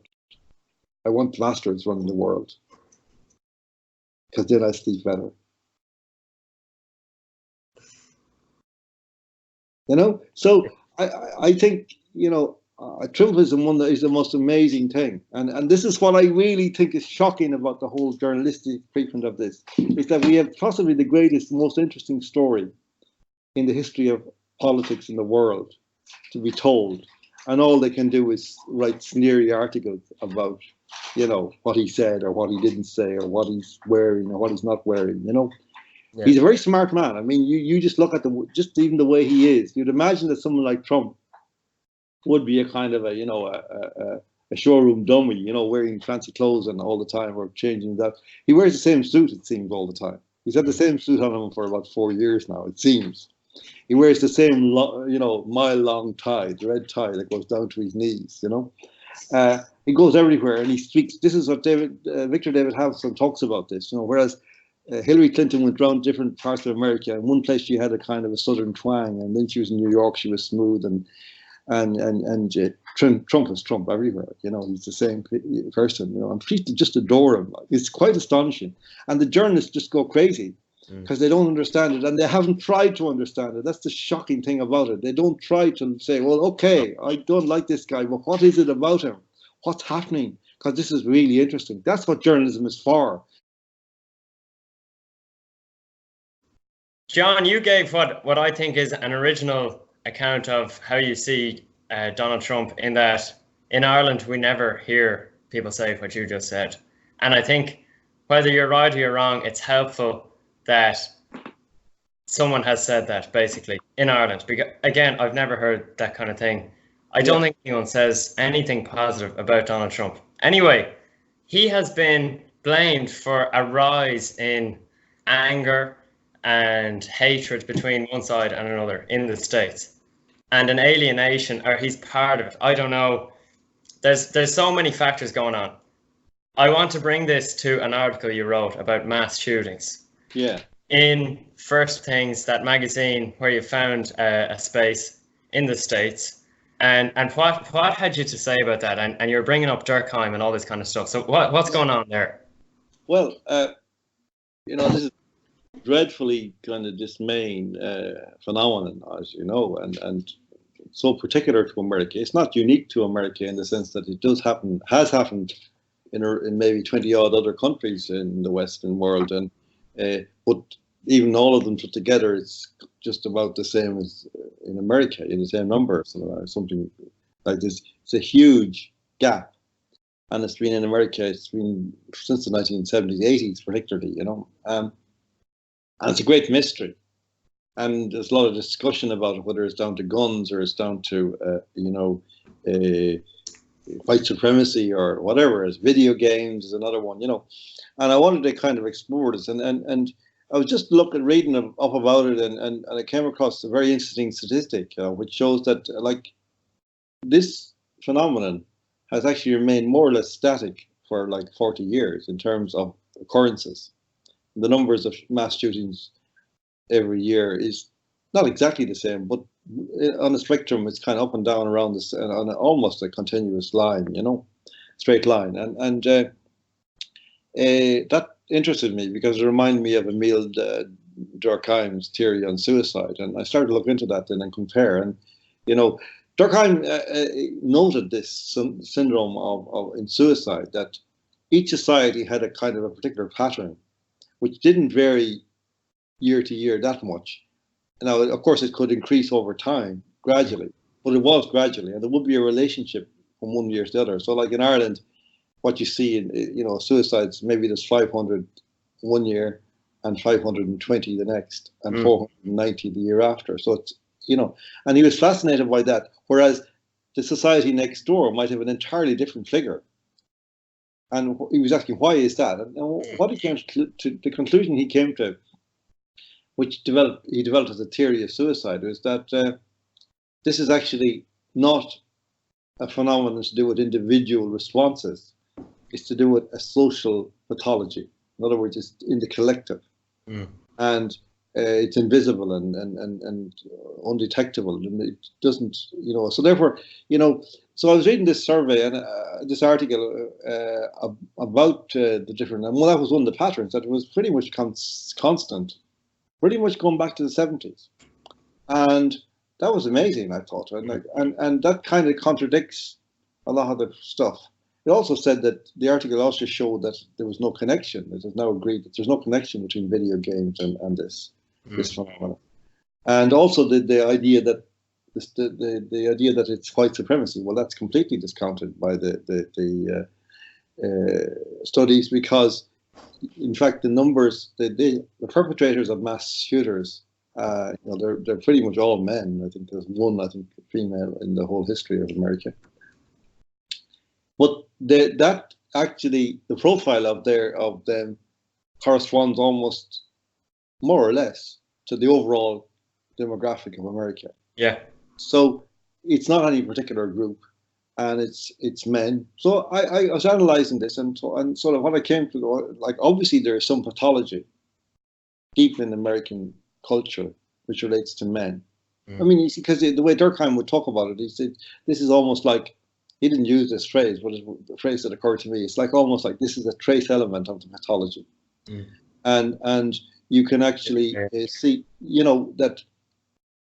He said something very interesting, that suicide per se was not, because these are suicides as well. That's the point. I mean, they're also, like, every mass shooter goes out with reasonable expectation of himself being killed.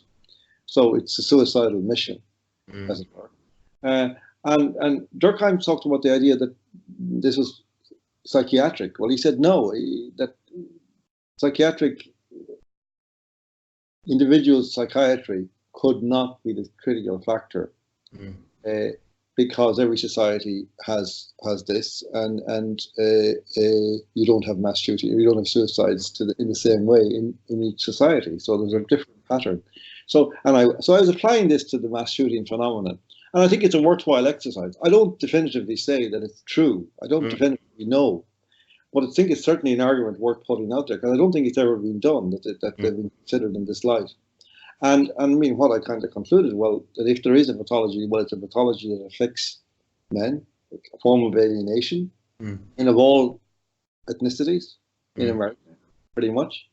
And so I said, and this is an issue that really affects America, obviously. And as an outsider, I was a little bit kind of chary of getting stuck into it. But then when you think about it, we import so much about America from America. Absolutely. America is now so much of the wider world that we have an interest in understanding this before it comes to our door. And so that's kind of where I came in on that topic. You know, it's something I've actually used that Durkheim many times in Ireland, talking about suicide and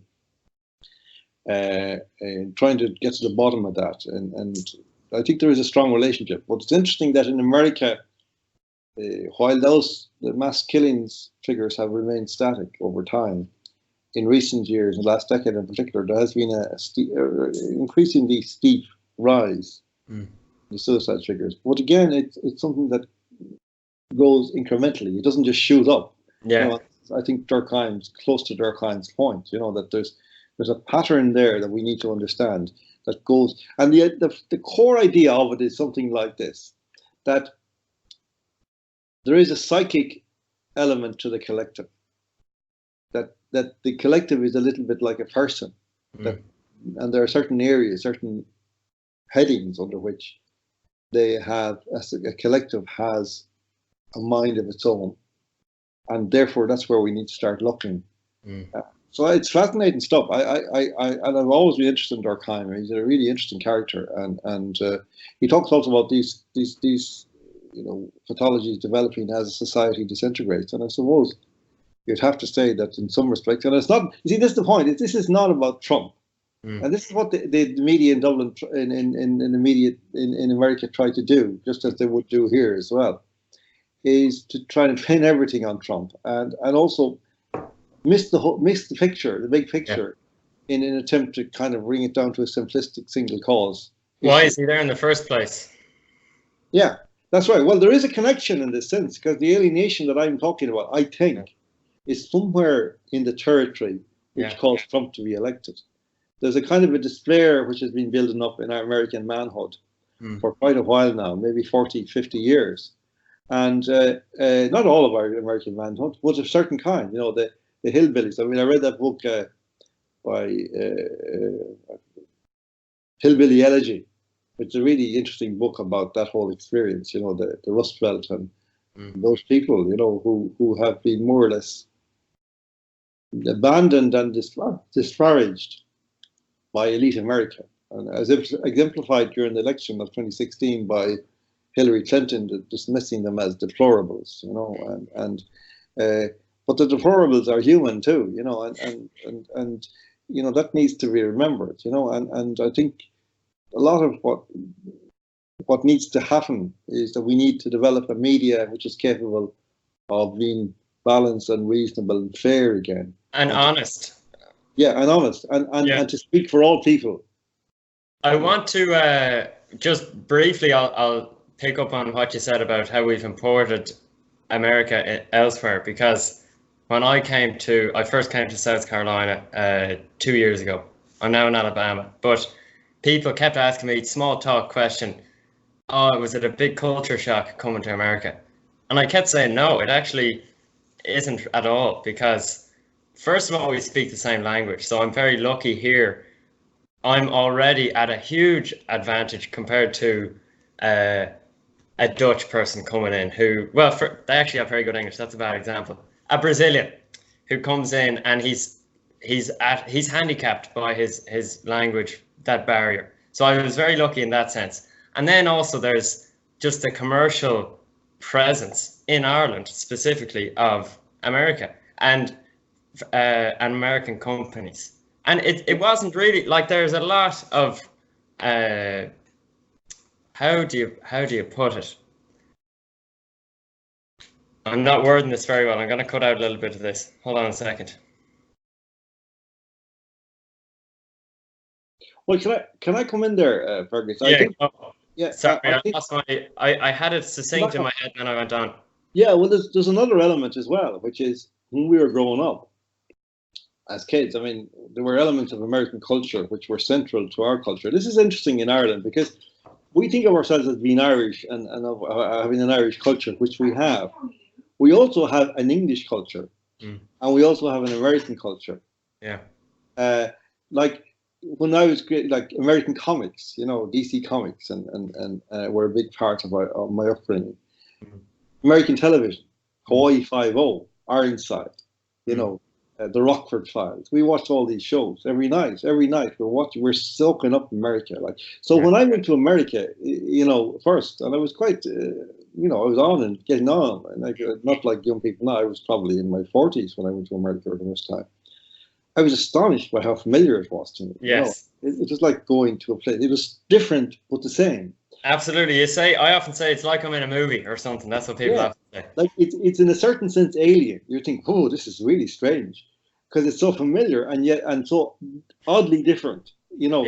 And yet you fit in, and you absolutely, and nobody knows you're not part of it. Until you speak, maybe, or whatever. So. Yeah, and you know the thing about America that's really I find extraordinary now in comparison to Ireland, because America was in a sense birthed out of Ireland in ways, in certain respects. So you know, it also had other parentage as well, but Ireland was a huge part of the creation of America. And what is an interesting thing, you know, I think a society to be functional needs to have a functional mythology. And America really has. We were talking about Donald Trump, and I mean, he is part of the mythology of America now. He's a giant figure who derives, you can understand him within the whole history of America that we know. And he imagines himself into being, and the people imagine him into being, and he becomes this colossus. Now, that's really interesting, because in Ireland, we have huge mythologies, but they're all in the past. And they're cut off from the present as though by a moat or something, you know, by a rupture of some kind in the landscape and the landscape of time. Whereas America's mythology, even though it's a young country, its mythology goes back to the beginning, and even before then to the countries of origin. You know, so it's rooted all over Europe, for example. And so America is a hugely complicated and fascinating thing, and it's been hugely successful at reflecting that in its culture, in its novels. People like DeLillo and Pynchon and so on, Updike and so on and so forth, and also in the movies and in television. You know, so and I really envy that aspect of America. You know, that as a writer, it lends itself that you can access immediately today in today's events the mythology of your country as a writer in America. You can't do that in Ireland. No. In a certain sense, what you're dealing with is America. So you're writing about, in Ireland, you think you're writing about Ireland, but in fact you're writing in a certain sense all the time about a part of America. You know, without having the mythological backup, understanding, you know, grounding that you need to do that successfully or to do it persuasively. And your own mythology is in a certain sense useless, because it's ancient and it's beyond this moat or a rupture or whatever it is. So I think that's afflicted Irish writers in a really big way, and you know, it's part of the failure of Irish writing in the 20th century. I think certainly after the first 20 years or so, I suppose after Beckett and Kavanagh, Irish writing stopped, and second half of the 20th century there, and that's something to do with it, you know, that we have no mythology anymore that we can use. We don't know who we are, you might say, and that's a huge thing in the. It seems I kind of struggle to grasp, and I'm getting some understanding of what you're trying to say. But in the book, I kept asking myself, well, what does this Ireland look like? Your father's Ireland, like it's like. I think in Islam you can't even visualize God. It's unimaginable, or you can't process it. I find it hard, or do you find it hard to process what Ireland, in the truest, most innate sense, is? Oh yeah, I do. Yeah, I do, because Yeah, you're so right. Because there are all these problems, and this is again part of the post-colonial thing. You see, once a culture is interrupted, once it's ruptured by colonialism, because then they come in and the occupiers come in and they destroy the language and they destroy a lot of the culture and lay waste to the landscape. I mean, this happened in Ireland through the famines in particular, which wiped out music in lots of different parts of the country. Like you go around Ireland, you hit up a vein of great music, and then you go 10 miles down the road and there's nothing, or there's country and western, which is fine, but it's not Irish music, and so there's this kind of strange kind of dislocation that happens, whereby certain things become part of Ireland, but they're no longer really part of it. You think of the thatched cottage, which is an emblem of ancient Ireland, traditional Ireland. It's the kind of thing the Americans like to come and look at, and we think that's Ireland. But if you're an Irish writer, you can't write about a thatched cottage. Really. No. It's almost impossible. And yet there are thatched cottages, and there are people living in them, and they're not even aware that their roof is thatched. They don't think about it. So it is Ireland. But if you write about it as though it were Ireland, you're going to be accused, and rightly in a certain sense, of being a caricaturist, of being sentimentalizing the past, and blah, blah, blah. So there's all of these pratfalls that you can't escape from, And if you try to get away from that, like, say, Roddy Doyle did, and you write about tower blocks, then you're another kind of cliche. So there's no escape really, except to go off and write about England or somewhere, which a lot of Irish writers do. The more successful ones like Granville and Tobin and those guys. Yeah, they're not he's in the States, isn't he? Yeah. I want to go back. I want to go back to what you were talking about, men, and you have for many years made the case for fathers in a big way, and it reminded me in a big way of the current phenomenon that surrounds a Canadian psychologist, and he's now a public phenomenon, really, Jordan Peterson, and the energy that is around that. What's your reading of that situation, and do you admire him? Oh, hugely. I admire him hugely. I think he's tremendous. You say a lot of similar things to him, and I think you've been saying it for a long time. Yeah, I have. Yeah, I mean, I wish he'd come 20 years ago. I mean, I could have relaxed a little bit and say, okay, just listen to this guy, because he's he knows a lot more stuff than I do, because he knows a lot of stuff. I mean, as he keeps saying, he has 25,000 hours of practice as a psychologist behind him. So he knows what he's talking about, and he's experienced it, and he can prove it. And he's read all the literature and knows it inside out, and he's formidable. And I'm so glad he's out there. He's unbeatable in an argument. I've never seen him even struggling in an argument. Like, he's fantastic, and he doesn't lose the head, which I do all the time. I lose my cool, and as my wife keeps telling me, it's just shocking, because I just can't tolerate nonsense, and I just lose it. But he's very calm and collected and steely. But of course, he's so formidable that he's been consistently caricatured, as this kind of pop psychologist who talks about, cleaning your room, and that's about as far as it goes, But what he's saying is really fundamental, because it's really about freedom and about what it means to be free. And that central question of which it really, going back to what we talked about, hot press and music, rock and roll in the 60s and all that, out of that whole thing, much as we loved it and much as we enjoyed it, there came a completely false idea of freedom, which that freedom resided in doing as you pleased. But human experience tells us that actually doesn't work for very long. It's a short-lived satisfaction. That true freedom is another path altogether, and that is the path towards your destiny, a path in which you carry the load of your responsibility. If you want to put it in Christian terms, it's where you carry your cross on the road to Calvary. That's the meaning of freedom, really, if you think about the human journey in its totality, And I kind of, and you can go through life ignoring that, I suppose, or for a large part of life. you know, it's only when something terrible happens to you that you realize that this is so true. Like, I mean, when I was ill, like particularly during the summer, and I was on my back, couldn't stand. My head was spinning, and my nerves were falling, or literally turning to jelly. And that really, and I wrote about that in First Things as well, about, you know, an essay called "The Terror of Goodbye." Yeah. And that taught me again, reminded me again, like that how you can actually stray off onto the other path of believing that freedom is something like carefree and doing what you please. Mm. Yes, for a while, now and again, maybe yes today, but maybe tomorrow I'm going to have to knuckle down and do something serious with my life again and face real terrible things and so on.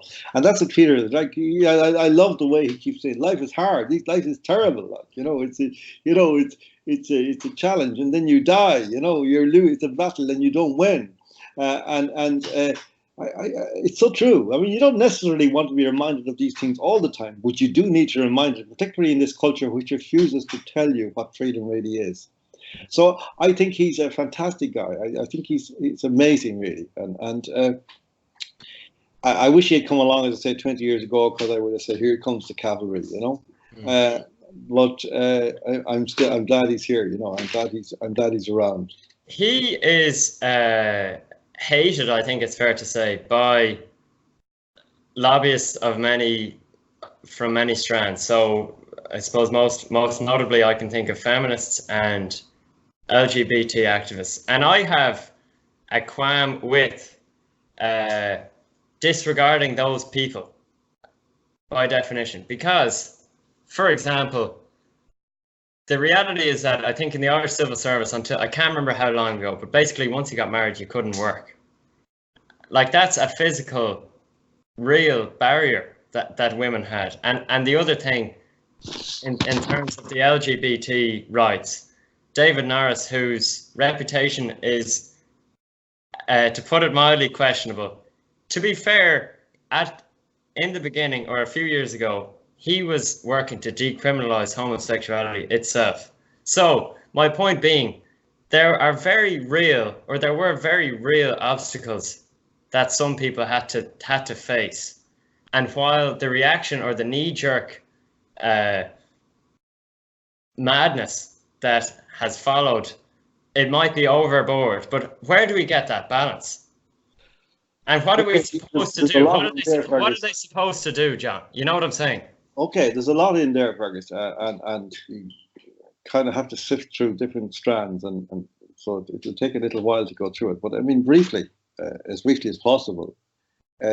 First of all, I mean, and Peterson says this, and he's so right. This is the answer in relation to the alleged inequality between men and women. Mm.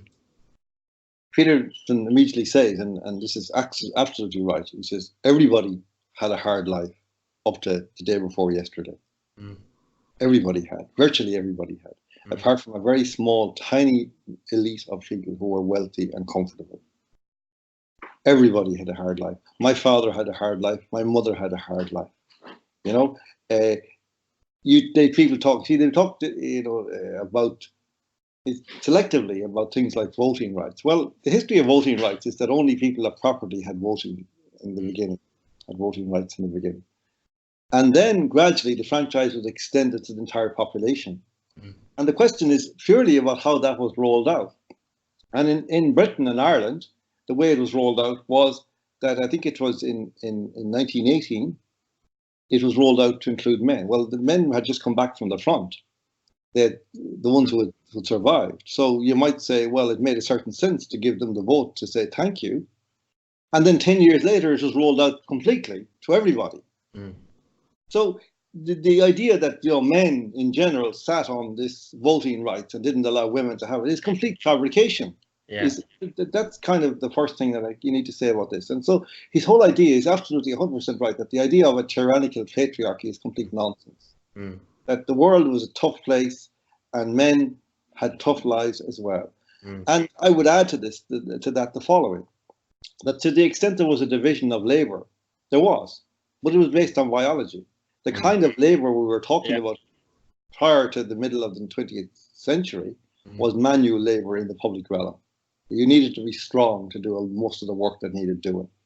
Mm. And the hierarchy, therefore, that arose out of that inevitably was male. Because even though women could sit in offices bossing men around, that wouldn't have worked. Mm. In morale terms, it was unthinkable. So the other side of the biological equation was that women bore children.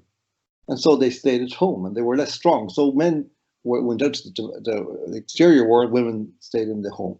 And that was the arrangement until the middle of the 20th century, more or less, the second half of the 20th century, when technology started to liberate, to change the nature of work, allow this to change. And as soon as it was permitted by technology to change, it changed. You know, so you know, and now we're still using this. They're still using this as a bludgeon, dishonestly, to do extraordinarily terrible things.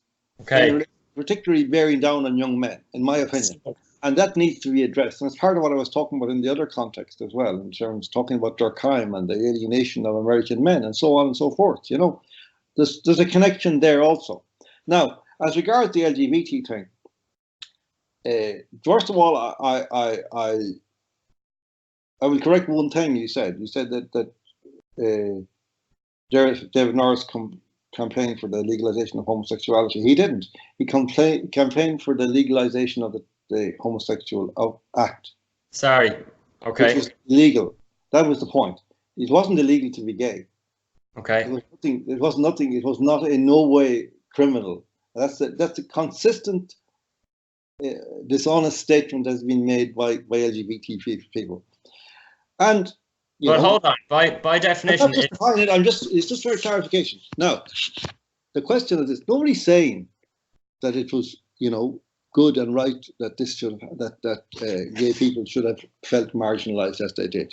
I certainly didn't ever say that. I know, and I don't believe it's the case. But I think we're a long way from that now, where we have people talking about, under the banner of LGBT, talking about persecution, when they are the main persecutors to be seen on the horizon.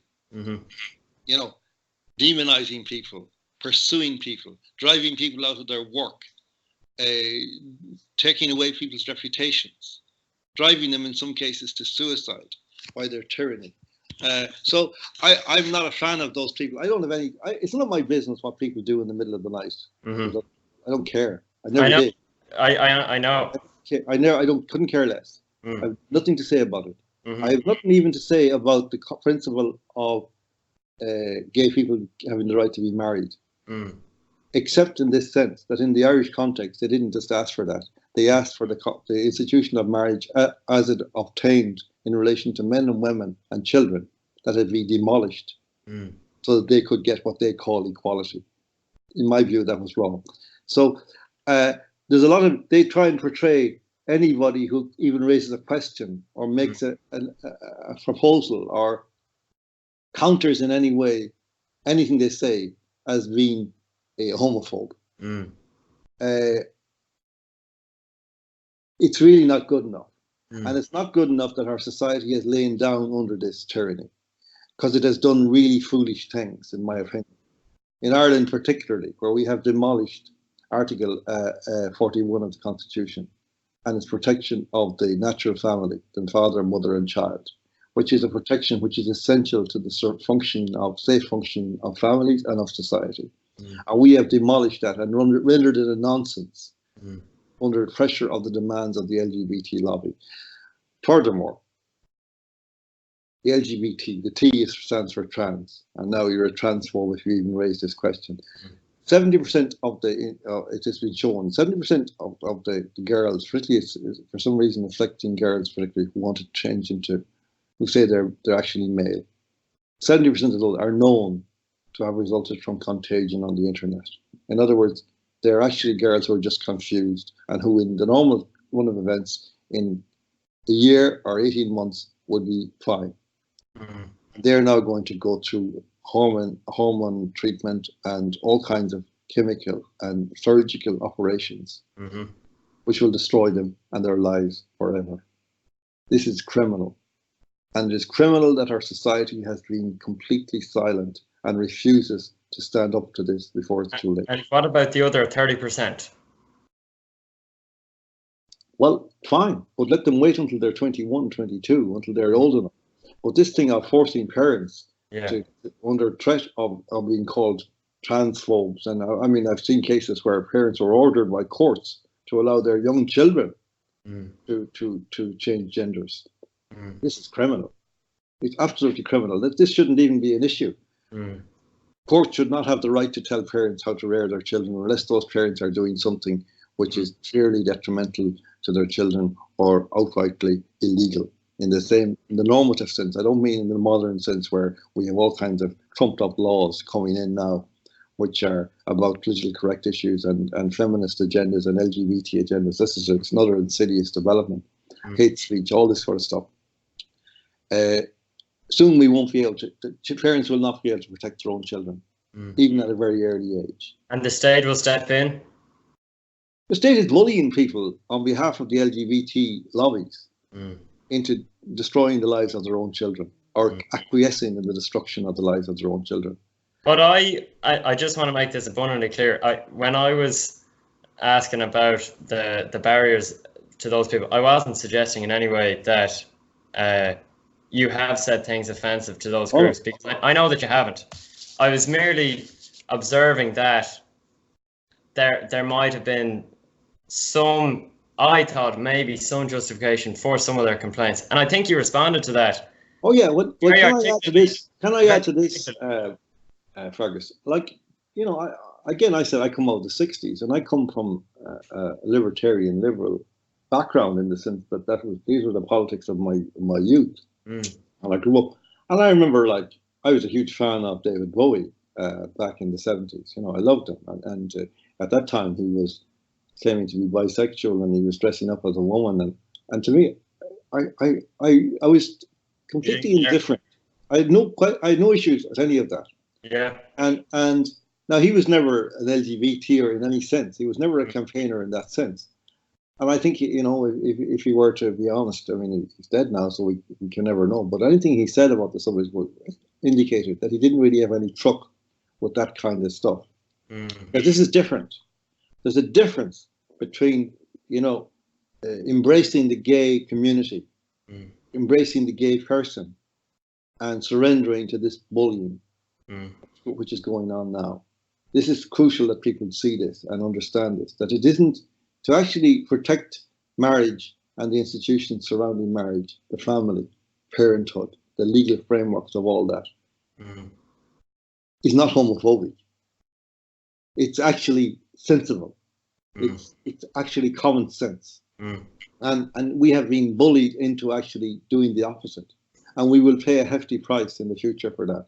Because in fact now, when we find that parents in the future will find that when they go to the courts, seeking the benefit of laws they remember as having existed, will find those laws no longer exist.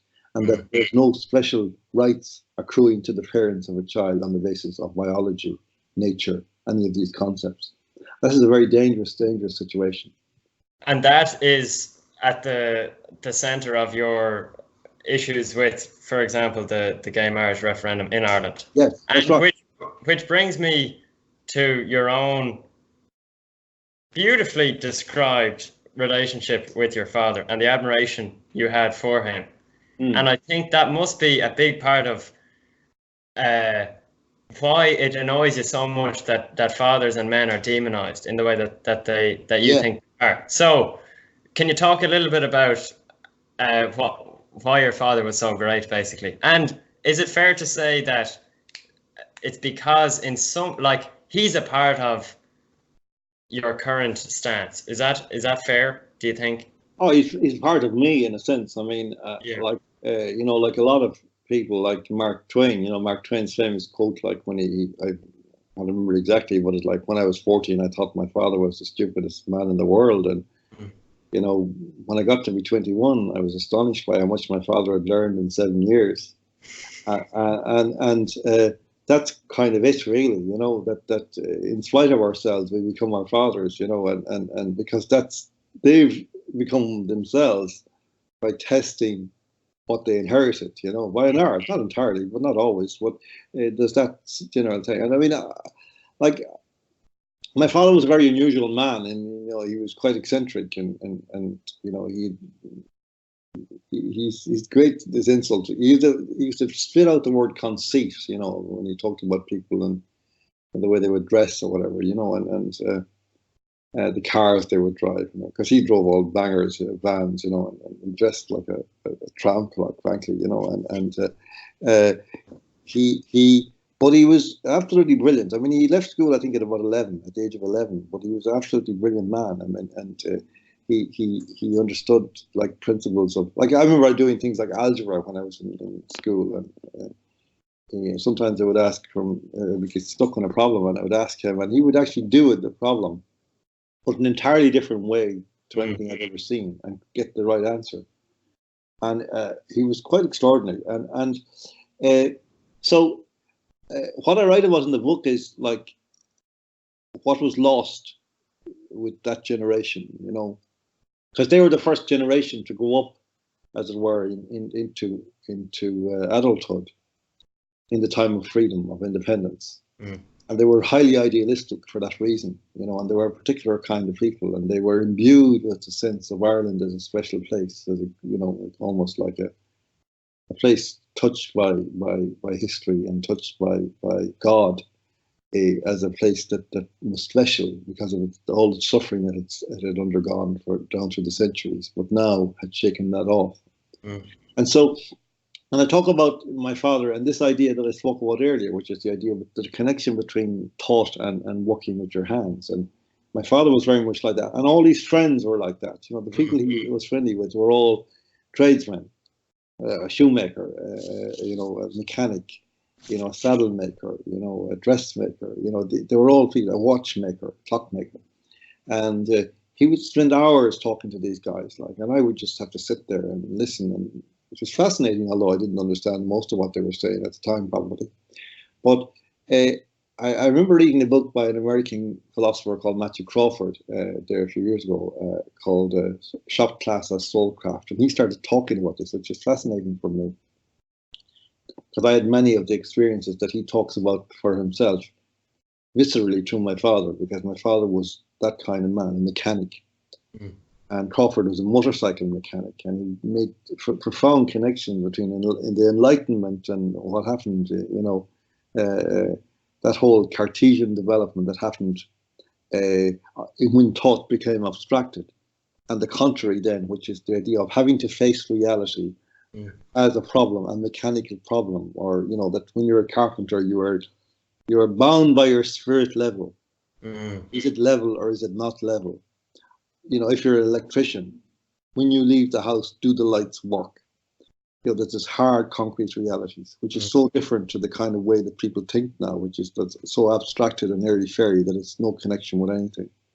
And so, I mean, what Crawford talks about, this idea of the republic, that is men and women who have control of their existences to the extent that they have a craft that they can market, that they can offer the world, that makes a mark upon the world. And these are so he talks this, and he brings this to one word, republic. He calls this the republic. And I thought, wow, that's incredible, because that's what my father belonged to, a republic. He went to through all these workshops, you know, and talk for hours. And that he lived in a republic, you know, and probably that's the only republic we've ever had in Ireland in those years when my father and his contemporaries were alive. Because once that went, we lost that sense, that ethic. I remember actually, you know, I met these men all over. It's not just my father. I mean, but I remember meeting towards the end of his life, Peter Kavanagh, who was the brother of Patrick, the poet. And Peter had spent his whole life taking care of his brother and taking care of his brother's work. But he was also, as well as being a professor of poetry and a very learned and brilliant man in that sense, he was also extraordinarily good with his hands. And on one occasion in New York, he lived in New York for a long time and lectured in various colleges there. And he was looking to print some of Patrick's poems and distribute them in America. And he actually built a printing press, a hand press, out of scrap metal that he found in the streets of New York. And that hand press is not, that press is not to be found, I think, in UCD. I think they now have it, maybe up in Monaghan from sometimes bring it up there. It's an amazing contraption, and it could be a monument to what I'm talking about. Because Kavanagh, again, Frederick Kavanagh was like that kind of man, you know, and he was really, you know, somebody that I'm fascinated by and scared by at the same time. They were very scary men, you know, because they were like, in a way, some, not quite in the way that Haughey was scary, but they were so morally direct and demanding. Everything had to be true, just like the spirit level. They checked everything, they verified everything. And I remember, like, when I met Peter Kavanagh the first time, it was a very interesting moment, because he wanted to, it was in the centenary year for his brother, you know, at the beginning of the year, and he wanted to hold an event in Dublin in Trinity College. He booked a hall in Trinity College. He invited 500 people that he wanted to talk to them, but he wanted someone to interview him or to be his interlocutor or whatever. And somebody suggested me. So a lunch was set up, you know, and I was sitting beside him, you know, and there was nothing being said. This is a polite conversation to start, and nothing did. And I was quite scared of this guy, you know, I have to be honest, because he reminded me of my father and my uncle. So that severity about him, you know. And then there was a kind of a lapse in the general conversation. The rest of the people around the table were talking among themselves, and then there was a lapse, and he says to me, he says, "I'm reading your book. I wanted to be sure I wasn't dealing with a fool." I said, "Oh, and how's it going for you?" "Oh, I'm only after starting it." And I said, "Well, maybe it's just as well so." "Why?" "Well," I said, "maybe if you'd advanced further, you would have found something to our mutual embarrassment, or, you know." "Well, if I had, we'd have to deal with that too." And that was kind of it then. And then I heard a couple of days later from a third party that he had agreed that I would be his interlocutor in Trinity, which is a great honour, you know. Passed the test. Yeah, I passed the audition, as John Lennon said, you know.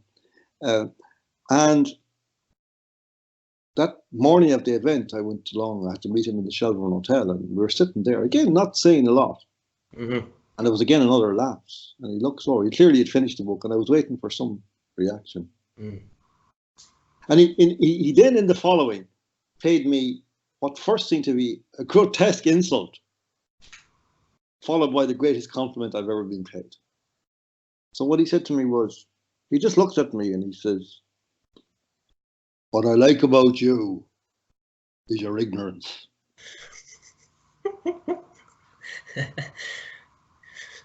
"It's the same ignorance that Patrick had."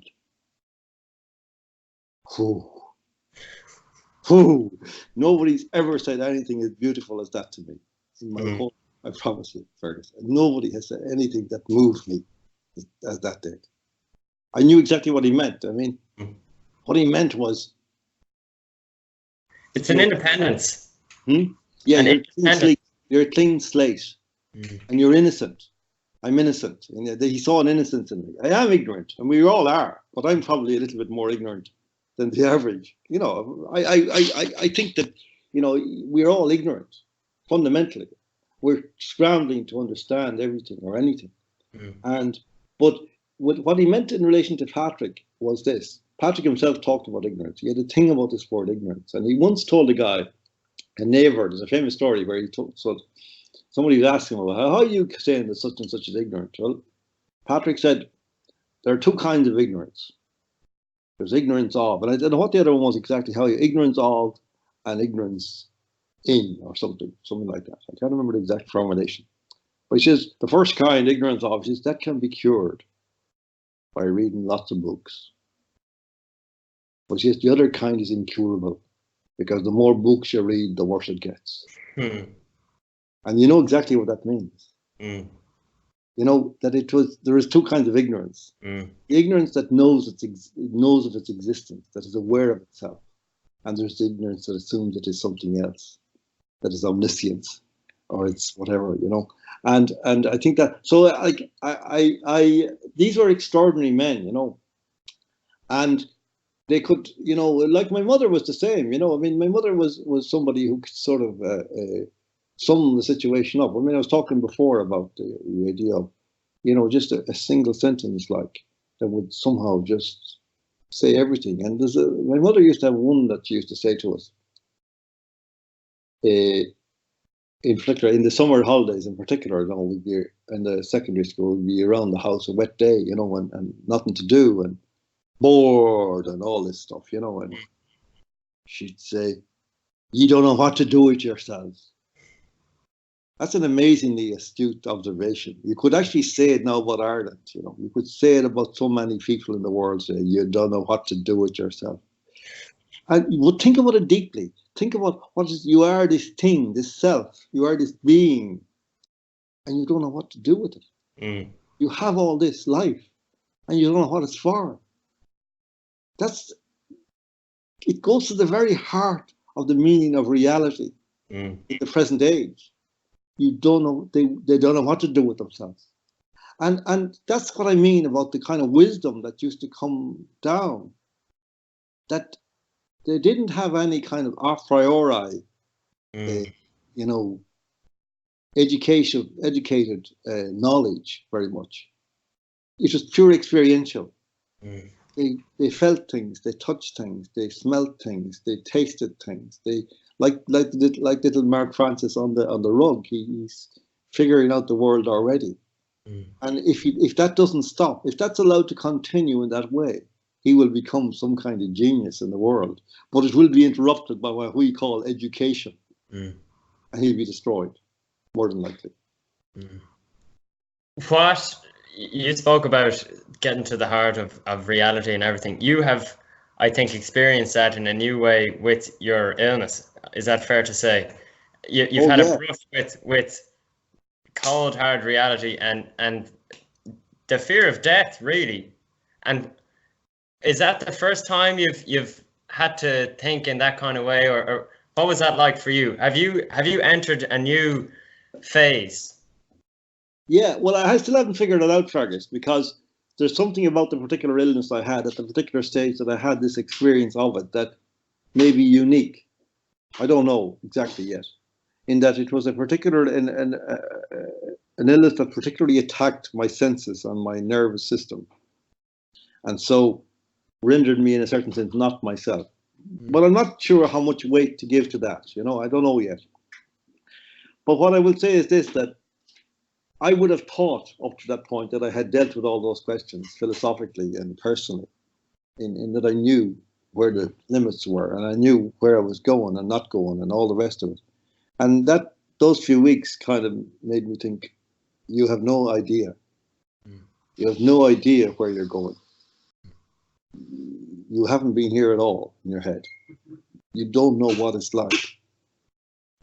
You've done a taste of it now, and it's pretty horrific. You need to think very deeply about all this. You need to think about everything you believe, everything you hope for, everything you understand. And I just that's kind of how I felt at then. And I was trying to express that in that essay I wrote. Don't know how successful I was. I mean, I don't know, because it really was a very I was very confused by it all. You know, I couldn't really get in touch with myself, you know, in the midst of that. And so I realized that actually an awful lot of what we call preparation for all of these things might be irrelevant when the time comes, because you're not the same person that you were when you were doing the preparation. That's I guess, is what I kind of fundamentally felt about the experience. So that's where I still am, you know. And when I'm better, you know, I want to go back and open that box and to consider it more deeply and maybe think about it and write about it a bit more, you know. But again, it's again a symptom of our age, you know, in the sense that we no longer have the capacity to talk about these things publicly. So, you know, most of our conversation in public, most of the conversation that the average person hears is between people who never have these thoughts, who never have this experience because they're too young to have it, or they're too stupid to have it, or whatever, you know. And that's a real absence, because it means that each of us in ourselves, despite all the mass communications and the constant chatter, each of us is cast into ourselves, believing that perhaps the things we experience are unique to us, that they're not shared by anybody. And Kavanagh talked about this, about that. This is the whole nature of discovery, of revelation, that, one day somebody blabs, he said, somebody blabs, and then you realize that, we're not alone in our loneliness, and that we're all the same, but that we need to talk about these things because we don't know that naturally. Do you think the church in Ireland bridged that gap between people and other matters that they don't know how to process? And do you think we're losing that? Is the Catholic Church a good platform, I suppose, for these kind of not platform, but a good medium, maybe you could say? Oh yeah, at its best. At its best. At its best, yes, it is. It is. I remember hearing Ratzinger once before he became Pope, and he was talking about this. And I remember, I just always quote this. It's half a sentence, and I could see the commas, and all I remember is this clause between two commas, two clauses between three commas, and the phrase was the church, and I could see the comma then, the church, he calls expert in humanity, and I said, oh, that's what it is. So that's what it is. Because I hadn't really grasped that until that moment. And that is so true, because it is a repository of enormous understandings of observation of the human person at every level. Now, in Ireland, that, of course, we had a very imperfect and inadequate church, to be honest, because the history formed it in a certain way, and particularly it casting it into a certain role after the famine of almost a moral government, and turning into a kind of a disciplinarian kind of authority, and so on, and moralistic, and so on. And so we lost a lot of the richness in those years. And still, nevertheless, there were a lot of good priests and nuns who did as good a job as was done anywhere for their people. But in general, it wasn't adequate, and it certainly is pretty awful now.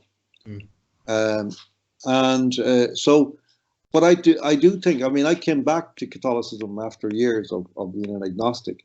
I wrote a book once called Lapsed Agnostic about that experience, and that's kind of what I am, I still am, and I fought the church, like as my fellow John Keneally once, I fought on the way to chapel, it's this beautiful image of the child on the way to baptism, and fighting with his mother, like that's always the way I was in relation to Catholicism, until a certain point where I surrendered. And that was when I became an alcoholic. I realized I'm an alcoholic, and in the aftermath of that, I had to reach back into myself to rediscover the roots of my own humanity, and the origins of the human entity, and that's God. Fundamentally, that's the word we use to describe what that is, and that's fine with me. And so I started to explore again the Catholic thing, and I found it far more interesting than I thought it had been in the first place, and still do. And where is the church falling down, and what does it need to do better? Or is that would you take 2 days explaining? The church is beset by a war at the moment. It has been for 50 years, which is like the war which started with Vatican II, or which erupted with Vatican II into the realm, public realm, which is really a war between those who say that the church is timeless. It is the bride of Christ in the world, and it is the voice of God in the world, which can only be unchanging. And on the other hand, those who say that the church needs to become more like the world. Well, I come with the first crowd, because much as I might have to fight, I might fight certain aspects of that, or teachings of that, or not understand them, or not like them, or whatever. I know that if the church becomes like the world, then we're finished.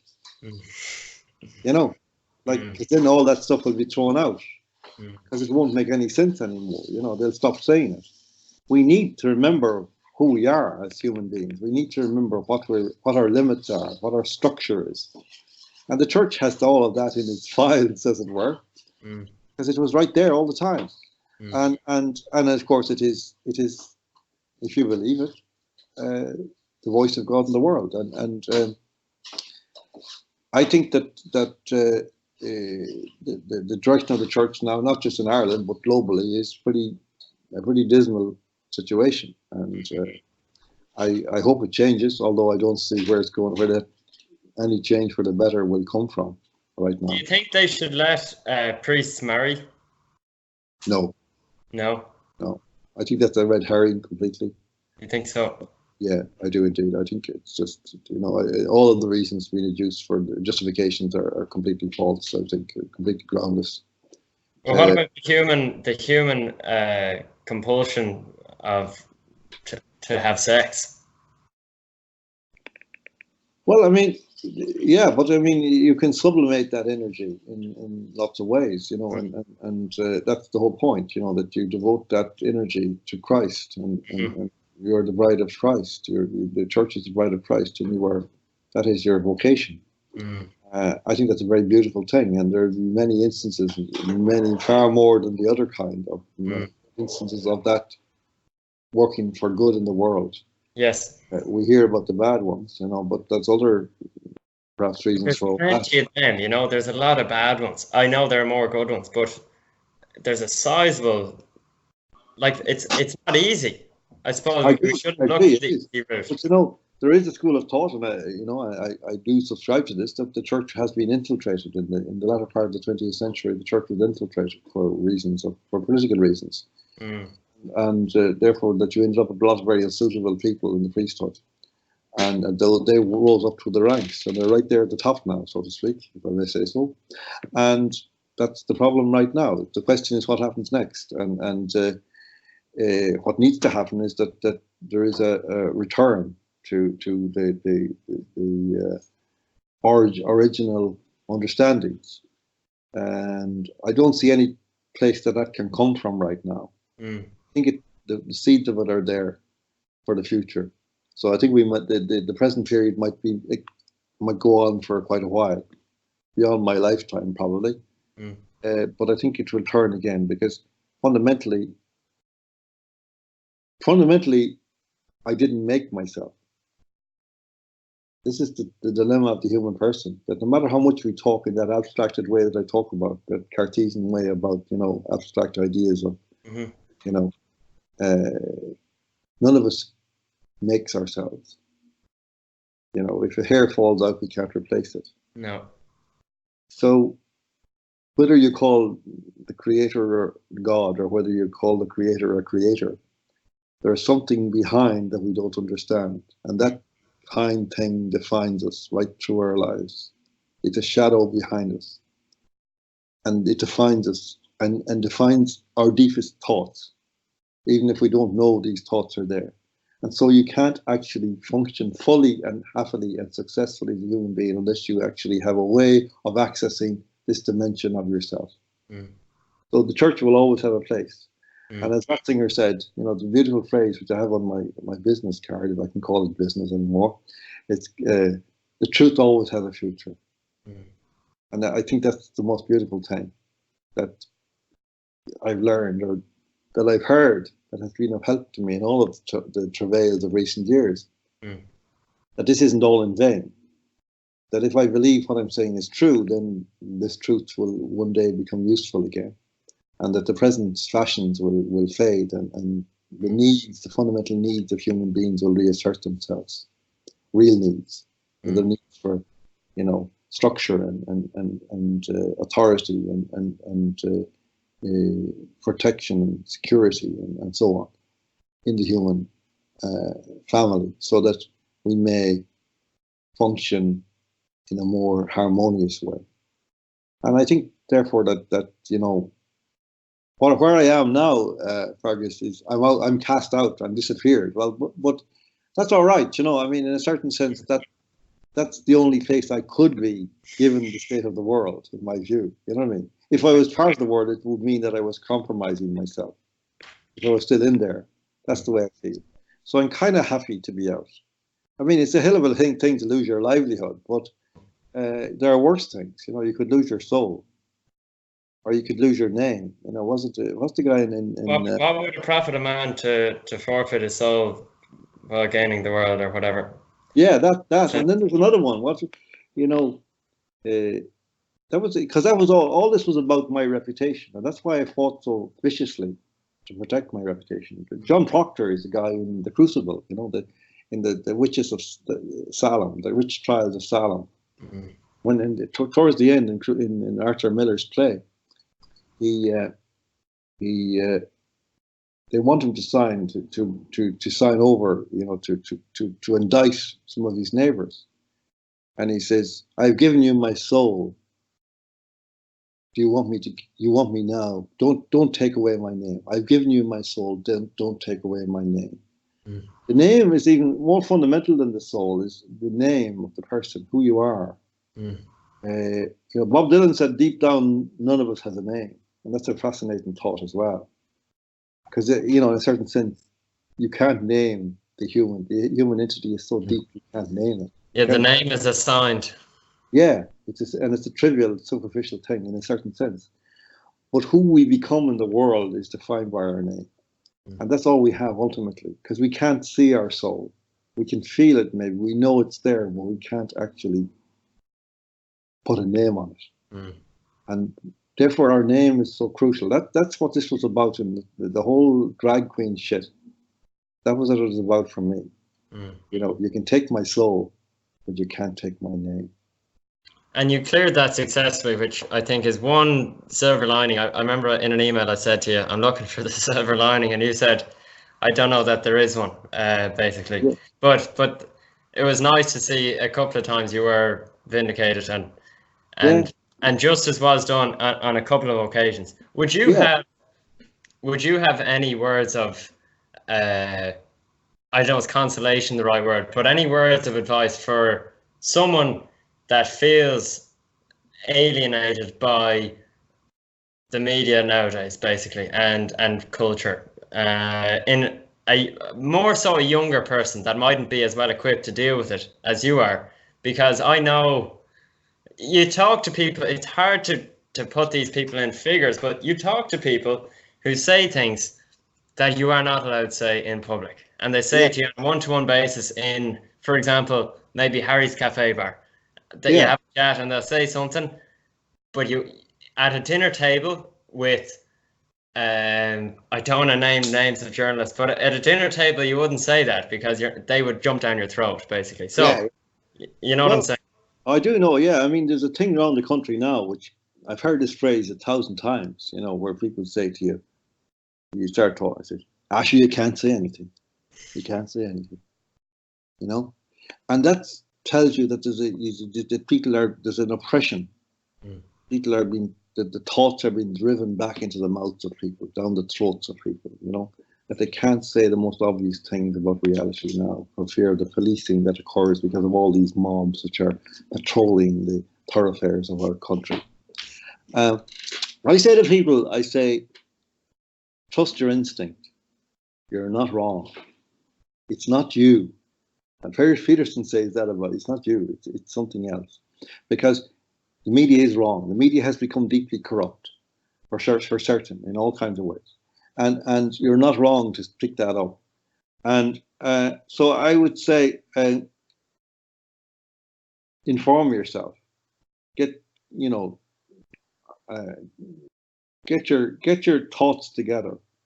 Go deeper into stuff. I have to do that every so often. Like, I mean, like after the 2015 referendum, I went back and I read about 20 books about propaganda, going right back to Bernays and all that stuff, you know. And that was really eye-opening because I thought I understood what propaganda was, but I had only a superficial grasp of it. And I saw then that what had happened was this. Mm. And it happened again in 2018, and it's happening all the time in front of our eyes, you know, that we're being watched. Smashing grab. Yeah, we're being washed in this kind of thought that is to cleanse, not has two functions, is to cleanse all the thoughts from the people's heads and then replace them with other thoughts, you know. And you find that all the time where people just come out with stuff to you. You know, we're talking about Trump, like, you fall into idle conversation, then people say disparaging things about Trump or Boris Johnson, expecting me to agree with them. Never occurring to them that maybe I have a different view. It never occurs to people that there's another view.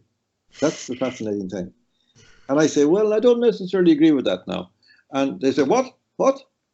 Oh, you're not a fan of that fella, are you?